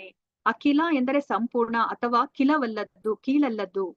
ನೋಡಿ, ಇಲ್ಲಿ ಏನಂತ ಹೇಳ್ತಾ ಇದ್ರೆ, ನಾವಿವಾಗ ಈ ಸೃಷ್ಟಿಯಲ್ಲಿ ಏನೇ ಇರ್ಲಿ, ಅದು ಲೌಕಿಕವಾದದ್ದೇ ಇರ್ಲಿ ಅಲೌಕಿಕವಾದದ್ದೇ ಇರ್ಲಿ ಅಲ್ವಾ. ಸೊ ಅದೆಲ್ಲದಕ್ಕೂ ಮೂಲ ದೇವೋತ್ತಮ ಪರಮ ಪುರುಷ ಕೃಷ್ಣ. ಮತ್ತೆ ಇಲ್ಲಿ ಅಖಿಲ ಅಂತಂದ್ರೆ ಏನ್ ಅರ್ಥ ಅಂತಂದ್ರೆ ಕೀಳಲ್ಲದ್ದು ಅಂತ ಹೇಳ್ಬಿಟ್ಟು ಇಲ್ಲಿ ಹೇಳ್ತಾ ಇದ್ದಾರೆ. ಭಗವದ್ಗೀತೆಯಲ್ಲಿ ಹೇಳಿರುವಂತನೇ 2 ಬಗೆಯ ಪ್ರಕೃತಿಗಳಿವೆ, ಲೌಕಿಕ ಪ್ರಕೃತಿ ಮತ್ತು ಆಧ್ಯಾತ್ಮಿಕ ಪ್ರಕೃತಿ ಅಥವಾ ಭಗವಂತನ ಅಂತರಂಗ ಅಥವಾ ಬಹಿರಂಗ ಶಕ್ತಿಗಳು ಅಲ್ವಾ. ಇವಾಗ ಲೌಕಿಕ ಶಕ್ತಿಯನ್ನ ನಾವು ಕನಿಷ್ಠವಾದ ಶಕ್ತಿ ಅಂತ ಹೇಳ್ತೀವಿ, ಅದಕ್ಕೆ ಅದನ್ನ ಅಪರ ಅಂತ ಹೇಳ್ಬಿಟ್ಟು ಹೇಳ್ತೀವಿ. ಆಧ್ಯಾತ್ಮಿಕ ಪ್ರಕೃತಿನ ನಾವು ಪರಾಶಕ್ತಿ ಅಂತ ಕರಿತೀವಿ, ಅದು ಗರಿಷ್ಠವಾದದ್ದು, ಉತ್ತಮವಾದದ್ದು, ಅದಕ್ಕೆ ಇದನ್ನ ಲೋಕೋತ್ತರ ಅಂತ ಹೇಳ್ಬಿಟ್ಟು ಕರೆಯಲಾಗಿದೆ ಅಂತ ಹೇಳ್ತಾ ಇದ್ದಾರೆ. ಆದುದರಿಂದ ಭಗವಂತನ ರೂಪವು ಕನಿಷ್ಠವಾದ ಲೌಕಿಕ ಪ್ರಕೃತಿಯದ್ದಲ್ಲ ಅಲ್ವಾ. ಭಗವಂತನ ರೂಪ ಅದು ಗರಿಷ್ಠವಾದದ್ದು. ಅದು ನಾವು ಭಗವಂತನ ರೂಪವನ್ನ ನಾವು ಕನಿಷ್ಠ ಅಂತ ಹೇಳ್ಬಿಟ್ಟು ನಾವು ಪರಿಗಣಿಸೋ ಹಾಗಿಲ್ಲ, ಅದು ಲೌಕಿಕವಾದ ಪ್ರಕೃತಿಯಲ್ಲ. ಅವನು ಸಂಪೂರ್ಣವಾಗಿ ಲೋಕೋತ್ತರನಾದವನು ಅಲ್ವಾ, ಅವನು ಸಂಪೂರ್ಣವಾಗಿ ಅವನು ಏನು ಗರಿಷ್ಠನಾದವನು ಅಂತ ಹೇಳ್ಬಿಟ್ಟು ಇಲ್ಲಿ ಹೇಳ್ತಾ ಇದ್ದಾರೆ. ಅವನು ಮೂರ್ತಿ ಅಂದ್ರೆ ಲೋಕೋತ್ತರ ರೂಪವನ್ನ ಉಳ್ಳವನು, ಅಂದ್ರೆ ಅವನಿಗೆ ಒಂದು ರೂಪ ಅನ್ನೋದೊಂದಿದೆ, ಅವನು ಮೂರ್ತಿ. ಅದಕ್ಕೇನೆ ನಾವು ಏನು ಈಶ್ವರ ಪರಮಃ ಸಚ್ಚಿದಾನಂದ ವಿಗ್ರಹ ಅಂತ ನಾವು ಹೇಳ್ತೀವಿ ಅಲ್ವಾ. ಬ್ರಹ್ಮ ಸಮಿತಿಯಲ್ಲಿ ವಿಗ್ರಹ ಅಂದ್ರೆ ಅವನಿಗೆ ಒಂದು ರೂಪ ಅನ್ನೋದು ಇದೆ. ಅವನ ಲೋಕೋತ್ತರ ರೂಪವನ್ನ ಅರಿಯದ ಮೂಢರು ಅವನನ್ನು ನಿರಾಕಾರ ಬ್ರಹ್ಮ ಎಂದು ವರ್ಣಿಸುತ್ತಾರೆ. ಅದ್ರ ನಿರಾಕಾರವಾದಿಗಳು ಏನಂತ ಹೇಳ್ತಾರೆ, ಅಂತಹ ಸುಂದರ ರೂಪ ಇರುವಂತಹ ಕೃಷ್ಣನನ್ನ ನಿರಾಕಾರ, ಅವನಿಗೆ ಯಾವುದೇ ಒಂದು ರೂಪ ಇಲ್ಲ ಅಂತ ಹೇಳ್ಬಿಟ್ಟು ಹೇಳ್ತಾರೆ. ಆದ್ರೆ ಬ್ರಹ್ಮನ್ ಅವನ ಲೋಕೋತ್ತರ ದೇಹದ ಪ್ರಭೆ ಮಾತ್ರ. ನಾವಿವಾಗ ಅವ್ರೇನು ನಿರಾಕಾರವಾದಿಗಳು ಏನ್ ಹೇಳ್ತಾರೆ, ಆ ಬೆಳಕು, ಆ ಬ್ರಹ್ಮ ಜ್ಯೋತಿ ಅಂತ ಏನ್ ಹೇಳ್ತಿದ್ಯೋ ಅದನ್ನೇ ಅವರು ದೇವೋತ್ತಮ ಪರಮಪುರುಷ ಅಂತ ಹೇಳ್ಬಿಟ್ಟು ಹೇಳ್ತಾರೆ ಅಲ್ವಾ. ಆದ್ರೆ ಅದು ಬರೇ ಭಗವಂತನ ದೇಹದಿಂದ ಬರ್ತಾ ಇರುವಂತಹ ಬೆಳಕು ಮಾತ್ರ, ಬರೇ ಪ್ರಭೆ ಮಾತ್ರ. ಅವನ ಲೋಕೋತ್ತರ ರೂಪವನ್ನು ಅರಿತ ಭಕ್ತನು ಅವನಿಗೆ ಸೇವೆ ಸಲ್ಲಿಸುತ್ತಾನೆ ಅಲ್ವಾ. ಯಾರಿಗೆ ಆ ಭಗವಂತನ ಆ ರೂಪ, ಅವನು ಒಬ್ಬ ವ್ಯಕ್ತಿ, ಅವನು ಬರೇ ಶಕ್ತಿ ಅಲ್ಲ, ಬೆಳಕಲ್ಲ ಅಂತ ಹೇಳ್ಬಿಟ್ಟು ಯಾರಿಗೆ ಆ ಭಗವಂತನ ಹಂತ ಅಂದ್ರೆ ಆ ಪರಮ ಸತ್ಯನ ನಾವು 3 ಹಂತದಲ್ಲಿ ನಾವು ಸಾಕ್ಷಾತ್ಕಾರ ಮಾಡ್ಕೋಬಹುದಲ್ವಾ. ಬ್ರಹ್ಮನ್, ಪರಮಾತ್ಮ ಮತ್ತೆ ಭಗವಾನ್. ಆ ಭಗವಾನ್ ಅವನು ಸಹ ಒಬ್ಬ ವ್ಯಕ್ತಿ ಅಂತ ಹೇಳ್ಬಿಟ್ಟು ಯಾರು ಅರ್ಥ ಮಾಡ್ಕೊಂಡಿರ್ತಾರೋ ಅವ್ರೇನ್ ಮಾಡ್ತಾರೆ, ಅವ್ರನ್ನ ಭಕ್ತ ಅಂತ ಕರಿತಾ ಇದ್ದಾರೆ. ಅವ್ರು ಏನ್ ಮಾಡ್ತಾರೆ, ಭಗವಂತನಿಗೆ ಸೇವೆಯನ್ನ ಸಲ್ಲಿಸ್ತಾರೆ. ಆದುದರಿಂದ ಭಗವಂತ ಕೂಡ ಅಂತಹ ಭಕ್ತರ ಬಗೆಗೆ ಅವ್ಯಾಜ್ಯ ಕರುಣೆಯನ್ನು ಸೂಸಿ ಅವರನ್ನು ಸಕಲ ದುಃಖಗಳಿಂದ ವಿಮೋಚನೆಗೊಳಿಸುತ್ತಾನೆ ಅಲ್ವಾ. ಸೊ ಭಗವಂತನಿಗೆ ಎಲ್ಲರೂ ಸಹ ಸಮಾನರಾದವರೇ. ಆದ್ರೆ ಯಾರು ಕೃಷ್ಣನನ್ನ ಆ ವ್ಯಕ್ತಿ ರೂಪದಲ್ಲಿ ಅವರು ಪೂಜೆ ಮಾಡ್ತಾರೋ ಅವ್ರಿಗೆ ಅಂದ್ರೆ ಅವ್ರ ಮೇಲೆ ವಿಶೇಷವಾದ ಒಂದು ಕೃಪೆಯನ್ನು ಭಗವಂತ ತೋರಿಸ್ತಾರೆ ಅಲ್ವಾ. ಅವರೆಲ್ಲರನ್ನೂ ಸಹ ಭಗವಂತನ ದೈವಿ ಕೃಪೆಗೆ ಅವರು ಬಂದ್ಬಿಡ್ತಾರೆ, ಅಂದ್ರೆ ಭಗವಂತನ ಅಂತರಂಗ ಶಕ್ತಿಯ ಆಶ್ರಯಕ್ಕೆ ಅವರು ಬಂದ್ಬಿಡ್ತಾರೆ. ಅದಕ್ಕೋಸ್ಕರ ಇವಾಗ ಅಂತವ್ರನ್ನ ಭಗವಂತ ಏನ್ ಮಾಡ್ತಾರೆ, ಈ ಭೌತಿಕ ಪ್ರಪಂಚದ ಕಷ್ಟ ಕೋಟಲೆಗಳಿಂದ ಅವ್ರನ್ನ ಪಾರು ಮಾಡ್ತಾರೆ, ಎಲ್ಲ ದುಃಖಗಳಿಂದ ಅವ್ರನ್ನ ವಿಮುಕ್ತಿಗೊಳಿಸ್ತಾರೆ. ವೇದ ವಿಧಿಗಳನ್ನು ಅನುಸರಿಸುವ ಸಾತ್ವಿಕರು ಕೂಡ ಅವನಿಗೆ ಪ್ರಿಯರೇ ಅಲ್ವಾ. ಇವಾಗ ವೇದಗಳನ್ನು ಯಾರು ಅನುಸರಿಸ್ತಾರೆ ಅವರು ಸಹ ಭಗವಂತನಿಗೆ ಅವರು ಅಂದ್ರೂ ಸಹ ಇಷ್ಟ. ಆದುದರಿಂದ ಈ ಪ್ರಪಂಚದಲ್ಲಿ ಸಾತ್ವಿಕರನ್ನೆಲ್ಲ ಅವನು ರಕ್ಷಿಸುತ್ತಾನೆ. ಅಂದ್ರೆ ಈ ವೇದಗಳನ್ನ ಯಾರು ಫಾಲೋ ಮಾಡ್ತಾರೆ ಅವರನ್ನು ಸಹ ಭಗವಂತ ರಕ್ಷಿಸ್ತಾನೆ. ಪಾಪಿಷ್ಟರು ಮತ್ತು ಭಕ್ತರಲ್ಲದವರು ವೇದ ತತ್ವಗಳ ವಿರೋಧಿಗಳಾಗಿರುತ್ತಾರೆ. ನೋಡಿ, ಇವಾಗ ಯಾರು ವೇದ ತತ್ವಗಳನ್ನ ವಿರೋಧ ಮಾಡ್ತಾರೋ ಅವ್ರನ್ನ ಪಾಪಿಷ್ಟರು ಅಂತ ಕರೀತಾ ಇದ್ದಾರೆ. ಆದುದರಿಂದ ಅಂತಹವರು ತಮ್ಮ ದುಷ್ಕೃತ್ಯದಲ್ಲಿ ಮುಂದುವರಿಯದಂತೆ ಸದಾ ತಡೆಯುಂಟಾಗುತ್ತದೆ. ನೋಡಿ, ಭಗವಂತ ಅಂತವ್ರಿಗೆ ಏನ್ ಮಾಡ್ತಾರೆ, ಅವ್ರು ಇನ್ನ ಹೆಚ್ಚು ಪಾಪಗಳನ್ನ ಮಾಡದಲ್ಲಿರೋ ತರ ಅವ್ರಿಗೆ ಒಂದು ತಡೆಯನ್ನ ಉಂಟು ಮಾಡ್ತಾರೆ. ಅಂತವರಲ್ಲಿ ತುಂಬಾ ಭಗವಂತನ ಅನುಗ್ರಹಕ್ಕೆ ಯಾರು ಪಾತ್ರರಾಗಿದ್ದಾರೆ, ವಿಶೇಷ ಅನುಗ್ರಹಕ್ಕೆ ಅಂದ್ರೆ ಯಾರು ಈ ಅಭಕ್ತರು ಮತ್ತೆ ದುಷ್ಕೃತ್ಯದಲ್ಲಿ ಇದ್ದಾರೆ, ಈ ವೇದಗಳಿಗೆ ಯಾರು ವಿರೋಧಿಗಳಾಗಿದ್ದಾರೆ ಅಂತಂದ್ರೆ ರಾವಣ, ಹಿರಣ್ಯಕಶಿಪು, ಕಂಸ. ಆದ್ರೆ ಭಗವಂತ ಅವರನ್ನು ಸಹ ಅವ್ರಿಗೂ ಸಹ ವಿಶೇಷವಾದ ಅನುಗ್ರಹವನ್ನ ತೋರಿಸಿದ್ದಾರೆ. ಅವ್ರು ಏನ್ ಮಾಡ್ತಾ ಇದ್ದಾರೆ, ಅವ್ರಿಗೆ ಏನ್ ಮಾಡಿದ್ದಾರೆ ಕೃಷ್ಣ, ಸ್ವಯಂ ಭಗವಂತನಿಂದಲೇ ಅಸು ನೀಗುತ್ತಾರೆ. ಅಂತಹ ಅಸುರರಿಗೆ ಮೋಕ್ಷ ನೀಡುವ ಮೂಲಕ ಅವರ ಅಸುರಿ ಚಟುವಟಿಕೆಗಳು ಮತ್ತಷ್ಟು ಮುಂದುವರಿಯದಂತೆ ತಡೆಯುಂಟು ಮಾಡುತ್ತಾನೆ. ನೋಡಿ, ಇವಾಗ ಅವರು ಬದುಕಿದ್ರೆ ಏನಾಗುತ್ತೆ, ಇನ್ನ ಹೆಚ್ಚು ಹೆಚ್ಚು ತಪ್ಪುಗಳನ್ನ ಮಾಡ್ತಾರೆ. ಅವರ ಪಾಪದ ಮೂಟ ಇನ್ನ ದೊಡ್ಡದಾಗ್ತಾ ಹೋಗುತ್ತೆ. ಅದಕ್ಕೆ ಭಗವಂತ ಏನ್ ಮಾಡ್ತಾರೆ, ಅವ್ರನ್ನ ಸಂಹರಿಸುವ ಮೂಲಕ ಅವರಿಗೆ ತುಂಬಾ ಒಳಿತನ್ನ ಮಾಡ್ತಾ ಇದ್ದಾರೆ. ಭಗವಂತ ವಿಶೇಷ ಅನುಗ್ರಹವನ್ನ ಅವರಿಗೆ ತೋರಿಸ್ತಾ ಇದ್ದಾರೆ. ಕರುಣಾಳು ತಂದೆಯಂತೆ ಭಕ್ತರಿಗೆ ಅನುಗ್ರಹ ತೋರಿಸುವಾಗಲಾಗಲಿ ಅಸುರರನ್ನು ನಿಗ್ರಹಿಸುವಾಗಲಾಗಲಿ ಅವನು ಪ್ರತಿಯೊಬ್ಬರ ಬಗೆಗೂ ಸದಾ ಕರುಣೆಯನ್ನೇ ತೋರುತ್ತಾನೆ. ನೋಡಿ, ಭಗವಂತ ಎಲ್ಲರಿಗೂ ಸಹ ಅವನು ಕರುಣೆಯನ್ನು ತೋರಿಸ್ತಾನೆ. ಇವರು ನನ್ನ ಭಕ್ತರು, ಇವರು ಅಭಕ್ತರು ಅಂತ ಅಲ್ಲ. ಭಕ್ತರಿಗೆ ಯಾವ ರೀತಿಯಲ್ಲಿ ಕರುಣೆನ ತೋರಿಸ್ಬೇಕೋ ಆ ತರ ತೋರಿಸ್ತಾರೆ. ಅಭಕ್ತರಿಗೆ ಯಾವ ರೀತಿಯಲ್ಲಿ ಕರುಣೆನ ತೋರಿಸ್ಬೇಕೋ ಆ ತರ ಅವರು ಕರುಣೆನ ತೋರಿಸ್ತಾರೆ. ಏಕೆಂದ್ರೆ ಅವನು ಸಕಲ ವ್ಯಕ್ತಿಗಳ ಅಸ್ತಿತ್ವವನ್ನ ಒಳಗೊಂಡ ಸಂಪೂರ್ಣ ಅಸ್ತಿತ್ವ ಅಲ್ವಾ. ಯಾಕಂದ್ರೆ ನಾವೆಲ್ಲರೂ ಸಹ ಪ್ರತಿಯೊಬ್ಬರೂ ಸಹ ಭಗವಂತನ ವಿಭಿನ್ನ ಅಂಶಗಳು ಅಲ್ವಾ. ಭಗವಂತನ ವಿಭಿನ್ನ ಅಂಶಗಳಾಗಿರೋದ್ರಿಂದ ಎಲ್ಲರೂ ಸಹ ಭಗವಂತನ ಮಕ್ಕಳೇ. ಅದಕ್ಕೋಸ್ಕರ ಅವರು ತಂದೆಯಾಗಿರೋದ್ರಿಂದ ಎಲ್ಲರಿಗೂ ಸಹ ಅವರು ಕರುಣೆಯನ್ನ ಅವರು ವ್ಯಕ್ತಪಡಿಸ್ತಾರೆ. ಅಸ್ತಿತ್ವದಲ್ಲಿ ಪರಮಹಂಸನ ಹಂತವು ಆಧ್ಯಾತ್ಮ ಮೌಲ್ಯಗಳ ಅತ್ಯುನ್ನತ ಪರಿಪೂರ್ಣ ಹಂತ. ಕುಂತಿದೇವಿಯ ಪ್ರಕಾರ ಪರಮಹಂಸರು ಮಾತ್ರ ಭಗವಂತನನ್ನು ವಸ್ತುಶಃ ಅರ್ಥ ಮಾಡಿಕೊಳ್ಳಬಲ್ಲರು ಅಲ್ವಾ. ನಮ್ಗೆ ಗೊತ್ತಿರೋ ಹಾಗೇನೆ ಸನ್ಯಾಸಾಶ್ರಮದಲ್ಲಿ 4 ಹಂತಗಳಿದೆ. ಯಾವ್ದ್ಯಾವ್ದು ಅದು? ಕುಟೀಚಕ, ಬಹುದಕ, ಪರಿವ್ರಾಜಕಾಚಾರ್ಯ ಮತ್ತೆ ಪರಮಹಂಸ ಅಲ್ವಾ. ಇವಾಗ ಕುಂತಿದೇವಿ ಪ್ರಕಾರ ಏನು, ಪರಮಹಂಸರು ಮಾತ್ರನೇ ಭಗವಂತನನ್ನ ಅರ್ಥ ಮಾಡ್ಕೋತಾರೆ. ಅದಕ್ಕೆ ಅವರು ಕುಂತಿದೇವಿ ತನ್ನ ಪ್ರಾರ್ಥನೆಯಲ್ಲಿ ಹೇಳ್ತಾ ಇದಾರೆ, ನಿನ್ನನ್ನ ಅರ್ಥ ಮಾಡ್ಕೊಳ್ಲಿಕ್ಕೆ ಪರಮಹಂಸರಿಗೆ ಮಾತ್ರ ಸಾಧ್ಯ. ನಾನು ಒಬ್ಬ ಸ್ತ್ರೀ, ನಾನ್ ನಿನ್ನನ್ನು ಏನ್ ಅರ್ಥ ಮಾಡ್ಕೊಳ್ಲಿಕ್ಕೆ ಸಾಧ್ಯ ಅಂತ ಹೇಳ್ಬಿಟ್ಟು ಅವ್ರು ಹೇಳ್ತಾರೆ ಅಲ್ವಾ. ಅದನ್ನ ಇಲ್ಲಿ ಪ್ರಭುಪಾದರು ಹೇಳ್ತಾ ಇದ್ದಾರೆ. ನಿರಾಕಾರ ಬ್ರಹ್ಮನಿಂದ ಅಂತರ್ಯಾಮಿ ಪರಮಾತ್ಮ, ಆಮೇಲೆ ಪುರುಷೋತ್ತಮನಾದ ದೇವೋತ್ತಮ ಪುರುಷ ಶ್ರೀಕೃಷ್ಣನವರೆಗೆ ಕ್ರಮಾಗತವಾಗಿ ದಿವ್ಯ ಸಾಕ್ಷಾತ್ಕಾರವಿರುವಂತೆ ವ್ಯಕ್ತಿಯ ಸನ್ಯಾಸದ ಆಧ್ಯಾತ್ಮ ಜೀವನದಲ್ಲಿ ಕ್ರಮಾಗತ ಉನ್ನತಿ ಇದೆ ಅಲ್ವಾ. ಇವಾಗ ನಮಗ್ ಗೊತ್ತಿರೋ ಹಾಗೇನೆ ಆ ಭಗವಂತನನ್ನ ಭಗವಂತನ ಸಾಕ್ಷಾತ್ಕಾರ ಮಾಡ್ಕೊಳ್ಳೋದ್ರಲ್ಲೂ ಸಹ 3 ಹಂತ ಇದೆ ಅಲ್ವಾ. ಬ್ರಹ್ಮನ್, ಪರಮಾತ್ಮ ಮತ್ತೆ ಭಗವಾನ್. ಅದೇ ತರನೇ ಇಲ್ಲಿ ಸನ್ಯಾಸಾಶ್ರಮದಲ್ಲೂ ಸಹ ಇಲ್ಲಿ 4 ಹಂತಗಳಿದೆ. ಅದ್ ಯಾವ್ದ್ಯಾವ್ದು? ವ್ಯಕ್ತಿಯ ಸನ್ಯಾಸದ ಆಧ್ಯಾತ್ಮ ಜೀವನದಲ್ಲಿ ಕ್ರಮಾಗತ ಉನ್ನತಿ ಇದೆ. ಕುಟಿಚಕ, ಬಹುದಕ, ಪರಿವ್ರಾಜಕಾಚಾರ್ಯ ಮತ್ತು ಪರಮಹಂಸ ಇವು ಸನ್ಯಾಸಿಯ ಜೀವನದಲ್ಲಿ ಕ್ರಮಾಗತ ಪ್ರಗತಿಯ ಹಂತಗಳು ಅಲ್ವಾ. ಅವರು ಸನ್ಯಾಸಾಶ್ರಮವನ್ನ ತಗೊಂಡಾಗ ಅವರು ಊರ ಹೊರಗಡೆ ಒಂದು ಕುಟೀರದಲ್ಲಿ ವಾಸ ಮಾಡ್ತಿರ್ತಾರೆ. ಆಗ ಮನೆಯವರು ಆಹಾರವನ್ನ ತಂದ್ಕೊಟ್ಟಾಗ ಅದನ್ನ ಸ್ವೀಕರಿಸಬಹುದು. ಬಹುದಕ ಆ ಹಂತಕ್ಕೆ ಬಂದಾಗ ಅವರು ಮನೆಯವರಿಂದ ಆಹಾರವನ್ನ ಸ್ವೀಕರಿಸೋ ಹಾಗಿಲ್ಲ, ಅವರು ಭಿಕ್ಷೆಯನ್ನ ಬೇಡ್ಬೇಕು. ಅವರು ಮಧುಕರಿಯನ್ನ ಮಾಡಿ ಅವರು ತಮ್ಮ ಜೀವನವನ್ನ ನಿರ್ವಹಣೆ ಮಾಡ್ಕೋಬೇಕಾಗತ್ತೆ. ಪರಿವ್ರಾಜಕಾಚಾರ್ಯ ಹಂತಕ್ಕೆ ಬಂದಾಗ ಅವರು ಒಂದೇ ಜಾಗದಲ್ಲಿ ಇರೋ ಹಾಗಿಲ್ಲ, ಅವ್ರು ಎಲ್ಲಾ ಕಡೆ ಅವರು ಸಂಚಾರ ಮಾಡ್ತಾ ಎಲ್ಲಾ ಗೃಹಸ್ಥರನ್ನು ಸಹ ಅವರು ಭಗವಂತನ ಧಾಮಕ್ಕೆ ಹೋಗ್ಲಿಕ್ಕೆ ಅವ್ರಿಗೆ ಉಪದೇಶವನ್ನ ಅವರು ಮಾಡ್ಬೇಕಾಗತ್ತೆ. ಪರಮಹಂಸ ಹಂತದಲ್ಲಿ ಏನ್ ಮಾಡ್ತಾರೆ, ಅವರು ಪ್ರತಿಯೊಂದಕ್ಕೂ ಸಹ ಭಗವಂತನ ಮೇಲೆನೆ ಅವರು ಅವಲಂಬಿತರಾಗಿರ್ತಾರೆ. ಅವ್ರು ಒಂದು ಕಡೆ, ಇವಾಗ ಅದಕ್ಕೆ ಅದನ್ನ ಅಜಾಗರ ವೃತ್ತಿ ಅಂತ ಕರೀತಾರೆ ಅಲ್ವಾ. ಇವಾಗ ಹೇಗೆ ಹೆಬ್ಬಾವು ಇರೋ ಜಾಗನ ಬಿಟ್ಟು ಅದು ಕದ್ಲಾವ್ದಿಲ್ಲ ಅಲ್ವಾ. ಅಲ್ಲೇ ಯಾವ್ದಾದ್ರು ಒಂದು ಪ್ರಾಣಿ ಬಂದಾಗ ಅದನ್ನ ನುಂಗಿ ಅದು ತನ್ನ ಹಸಿವನ್ನ ನೀಗಿಸ್ಕೊಳುತ್ತೆ. ಅದೇ ತರನೇ ಪರಮಹಂಸ ಅವರು ಒಂದು ಕಡೆ ಇರ್ತಾರೆ. ಅವ್ರಿಗೇನಾದ್ರೂ ಭಗವಂತ ಆಹಾರವನ್ನ ಒದಗಿಸಿದ್ರೆ ಮಾತ್ರ ಅವರು ಅದನ್ನ ಸ್ವೀಕರಿಸ್ತಾರೆ, ಇಲ್ಲ ಅಂತಂದ್ರೆ ಅವರು ಸ್ವೀಕರಿಸುದಿಲ್ಲ. ಯಾಕಂದ್ರೆ ಅವರು ಪರಿಪೂರ್ಣವಾಗಿ 100ಕ್ಕೆ 100ರಷ್ಟು ಅವರು ಭಗವಂತನ ಮೇಲೆ ಅವರು ಅವಲಂಬಿತರಾಗಿರ್ತಾರೆ. ಪಾಂಡವರ ತಾಯಿಯಾದ ರಾಣಿ ಕುಂತಿದೇವಿಯು ಭಗವಾನ್ ಕೃಷ್ಣನನ್ನು ಕುರಿತ ತನ್ನ ಪ್ರಾರ್ಥನೆಯಲ್ಲಿ ಈ ಹಂತಗಳನ್ನು ಕುರಿತು ಹೇಳಿದ್ದಾಳೆ. 1ನೇ ಸ್ಕಂದ 8ನೇ ಅಧ್ಯಾಯದಲ್ಲಿ. ನಿರಾಕಾರ ವಾದಿಗಳಲ್ಲಿ ಹೇಗೋ ಹಾಗೆ ಭಕ್ತರಲ್ಲೂ ಪರಮಹಂಸರು ಸಾಮಾನ್ಯವಾಗಿ ಕಂಡು ಬರುತ್ತಾರೆ. ಆದರೆ ಶ್ರೀಮದ್ ಭಾಗವತದ ಪ್ರಕಾರ ಕುಂತಿದೇವಿಯು ಸ್ಪಷ್ಟವಾಗಿ ಹೇಳಿರುವಂತೆ ಶುದ್ಧ ಭಕ್ತಿಯೋಗವನ್ನು ಪರಮಹಂಸರು ಅರಿಯುತ್ತಾರೆ. ಇಂತಹ ಪರಮಹಂಸರಿಗೆ ಭಕ್ತಿಯೋಗವನ್ನು ನೀಡುವ ಸಲುವಾಗಿಯೇ ಭಗವಂತನು ವಿಶೇಷವಾಗಿ ಅವತಾರವನ್ನ ಎತ್ತುತ್ತಾನೆಂದು ಪರಿತ್ರಾಣಾಯ ಸಾಧುನಾಂ ಕುಂತಿದೇವಿಯು ವಿಶೇಷವಾಗಿ ಪ್ರಸ್ತಾವಿಸಿದ್ದಾಳೆ ಅಲ್ವಾ. ಕುಂತಿದೇವಿ ಹಲವಾರು ಕಾರಣಗಳನ್ನ ಕೊಡ್ತಾರೆ ಅವರ ಪ್ರಾರ್ಥನೆಯಲ್ಲಿ. ಕೃಷ್ಣ ಈ ಭೌತಿಕ ಪ್ರಪಂಚಕ್ಕೆ ಈ ಕಾರಣಕ್ಕೆ ಬಂದಿರ್ಬೋದು, ಆ ಕಾರಣಕ್ಕೆ ಬಂದಿರ್ಬೋದು ಅಂತ ಹೇಳ್ಬಿಟ್ಟು ಹಲವಾರು ಕಾರಣಗಳನ್ನ ಕೊಡ್ತಾರೆ. ಅದ್ರಲ್ಲಿ ತುಂಬಾ ಮುಖ್ಯವಾದ ಕಾರಣ ಯಾವುದು ಅಂತಂದ್ರೆ ಪರಮಹಂಸರನ್ನ ಅವ್ರ ಮೇಲೆ ಅವರು ಭಕ್ತಿಯೋಗವನ್ನ, ಪರಮಹಂಸರಿಗೆ ಭಕ್ತಿಯೋಗವನ್ನ ಕೊಡ್ಲಿಕ್ಕೋಸ್ಕರನೇ ಅವರು ಈ ಭೌತಿಕ ಪ್ರಪಂಚಕ್ಕೆ ಬಂದಿದ್ದಾರೆ ಅಂತ ಹೇಳ್ಬಿಟ್ಟು ಅವರು ಕುಂತಿದೇವಿ ಹೇಳ್ತಾರೆ. ಅಂದ ಮೇಲೆ ಅಂತಿಮವಾಗಿ ಪರಮಹಂಸರೆಂಬ ಪದಕ್ಕೆ ನಿಜವಾಗಿ ಅನ್ವರ್ಥರಾದವರೇ ಭಗವಂತನ ಶುದ್ಧ ಭಕ್ತರು. ಭಕ್ತಿಯೋಗವೇ ಪರಮ ಗುರಿ ಎಂದು ಜೀವ ಗೋಸ್ವಾಮಿಯವರು ನೇರವಾಗಿ ಅಂಗೀಕರಿಸಿದ್ದಾರೆ. ಇದರಿಂದ ವ್ಯಕ್ತಿಯು ಭಗವಂತನ ಲೋಕೋತ್ತರವಾದ ಪ್ರೇಮ ಸೇವೆಯನ್ನ ಅಂಗೀಕರಿಸುತ್ತಾನೆ. ಭಕ್ತಿಯೋಗದ ಮಾರ್ಗವನ್ನು ಅನುಸರಿಸುವವರು ನಿಜವಾಗಿ ಪರಮಹಂಸರು. ಇವಾಗ ಯಾರು ಭಕ್ತಿಯೋಗವನ್ನ ಅನುಸರಿಸ್ತಾರೋ ಅವ್ರನ್ನ ಪರಮಹಂಸರು ಅಂತ ಹೇಳ್ಬಿಟ್ಟು ಕರೀತಾ ಇದ್ದಾರೆ. ಅವರು ಆ ಪರಮಹಂಸ ಹಂತದಲ್ಲಿ ಅವರು ದೇವೋತ್ತಮ ಪರಮ ಪುರುಷನ ಪ್ರೇಮ ಸೇವೆಯನ್ನ ಅವರು ಮಾಡ್ತಾರೆ. ಭಗವಂತ ಎಲ್ಲರ ಬಗೆಗೂ ಅಪಾರ ಕರುಣೆಯನ್ನ ತೋರುತ್ತಾನೆ. ಆದುದರಿಂದ ಭಗವಂತನ ಅಸ್ತಿತ್ವದ ನಿರಾಕಾರ ಬ್ರಹ್ಮ ಜ್ಯೋತಿಯಲ್ಲಿ ಐಕ್ಯವಾಗುವ ಒಂದು ಸಾಧನವಾಗಿ ಭಕ್ತಿಯನ್ನು ಅಂಗೀಕರಿಸಿದಂತಹ ನಿರಾಕಾರವಾದಿಗಳಿಗೂ ಅವರ ವಾಂಛಿತ ಗುರಿ ದೊರೆಯುತ್ತದೆ ಅಲ್ವಾ. ಭಗವಂತ ನೋಡಿ, ನಾವು ನೋಡಿದ್ವಿ ಅಲ್ವಾ, ಅವಾಗ್ಲೇ ಅವರು ಭಕ್ತರು ಅಭಕ್ತರು ಎಲ್ಲರಿಗೂ ಸಹ ಅವರು ಕರುಣೆನ ತೋರ್ತಾರೆ. ಅದೇ ತರನೇ ನಿರಾಕಾರವಾದಿಗಳಿಗೆ ಅವ್ರಿಗೆ ಏನು ಆಸೆ ಇರುತ್ತೆ ಅಂತಂದ್ರೆ ಅವ್ರಿಗೆ ಸಾಯುಜ್ಯ ಮುಕ್ತಿ, ಅಂದ್ರೆ ಆ ಭಗವಂತನ ಆ ಬ್ರಹ್ಮ ಜ್ಯೋತಿಲಿ ಲೀನ ಆಗ್ಬೇಕು ಅಂತ ಹೇಳ್ಬಿಟ್ಟು ಅವರು ಇಚ್ಛೆಯನ್ನ ಪಡ್ತಾರೆ. ಅದಕ್ಕೆ ಭಗವಂತ ಅವ್ರಿಗೂ ಸಹ ಆ ಅನುಗ್ರಹವನ್ನ ಮಾಡ್ತಾರೆ. ಅವ್ರಿಗೆ ಏನ್ ಮಾಡ್ತಾರೆ ಅಂತಂತಂದ್ರೆ ಆ ಬ್ರಹ್ಮ ಜ್ಯೋತಿಯಲ್ಲಿ ಒಂದು ಚಿಕ್ಕ ಒಂದು ಏನ್ ಹೇಳ್ತಾರೆ ಕಣ, ಆ ಕಣವಾಗಿ ಅಲ್ಲಿ ಐಕ್ಯ ಆಗೋ ತರ ಅವ್ರಿಗೆ ಒಂದು ಅನುಗ್ರಹವನ್ನ ಕೊಡ್ತಾರೆ. ಭಕ್ತಿಯನ್ನು ಅವನು ಭಗವದ್ಗೀತೆಯಲ್ಲಿ 4.11 ಎಲ್ಲರಿಗೂ ಭರವಸೆ ನೀಡಿದ್ದಾನೆ. ಯಥಾಮಾಂ ಪ್ರಪದ್ಯಂತೆ ತಾಂ ತಥೈವ ಭಜಾಮ್ಯಾಂ ಅಲ್ವಾ.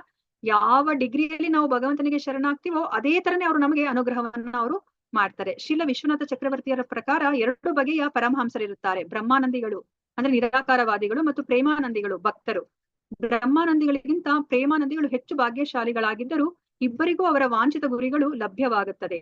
ಬ್ರಹ್ಮಾನಂದಿಗಳು ಮತ್ತು ಪ್ರೇಮಾನಂದಿಗಳು ಇಬ್ಬರೂ ಲೋಕೋತ್ತರವಾದಿಗಳು. ಜೀವನದ ಅಸ್ತಿತ್ವದ ಕ್ಲೇಶಗಳಿಂದ ತುಂಬಿದ ಲೌಕಿಕ ಪ್ರಕೃತಿಯೊಂದಿಗೆ ಅವರಿಗೇನೂ ಸಂಬಂಧವಿಲ್ಲ ಅಲ್ವಾ. ನಾವು ಭಗವಂತನನ್ನ ನಾವು ನಿರಾಕಾರ ಅಂದ್ರೆ ಅವನಿಗೇನೋ ಒಂದು ಆಕಾರ ಇಲ್ಲ ಅಂದ್ರೆ ಅವನ ದೇಹದಿಂದ ಬರ್ತಿರುವಂತಹ ಪ್ರಭೆಯನ್ನ ನೋಡಿ ಆ ಪ್ರಭೆನೇ ಭಗವಂತ, ಅವನೇ ಪರಮಸತ್ಯ ಅಂತ ಹೇಳ್ಬಿಟ್ಟು ಈ ಬ್ರಹ್ಮ ನಂದಿಗಳು ಯೋಚನೆ ಮಾಡ್ತಾರೆ. ಮತ್ತೆ ಪ್ರೇಮಾನಂದಿಗಳು ಅವರು ಆ ಪ್ರಭೆ ಎಲ್ಲಿಂದ ಬರ್ತಾ ಇದೆ, ಅದು ದೇವೋತ್ತಮ ಪರಮ ಪುರುಷನ ದೇಹದಿಂದ ಬರ್ತಾ ಇದೆ ಅಂತ ಹೇಳ್ಬಿಟ್ಟು ಅರ್ಥ ಮಾಡ್ಕೊಂಡು ಆ ವ್ಯಕ್ತಿ ರೂಪವನ್ನ ಅವರು ಪೂಜೆ ಮಾಡ್ತಾರೆ ಅಲ್ವಾ.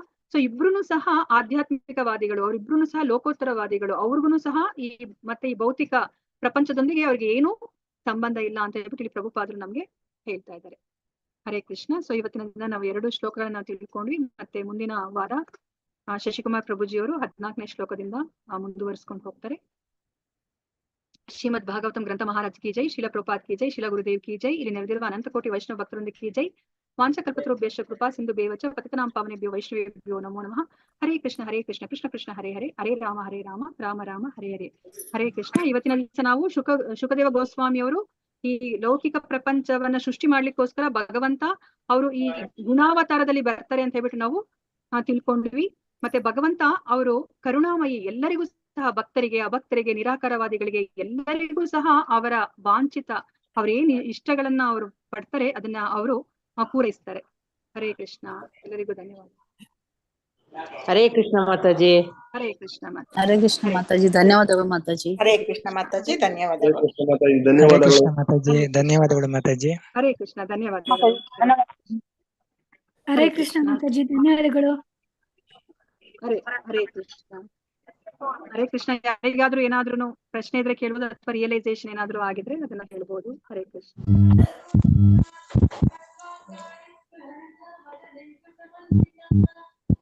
ಹರೇ ಕೃಷ್ಣ.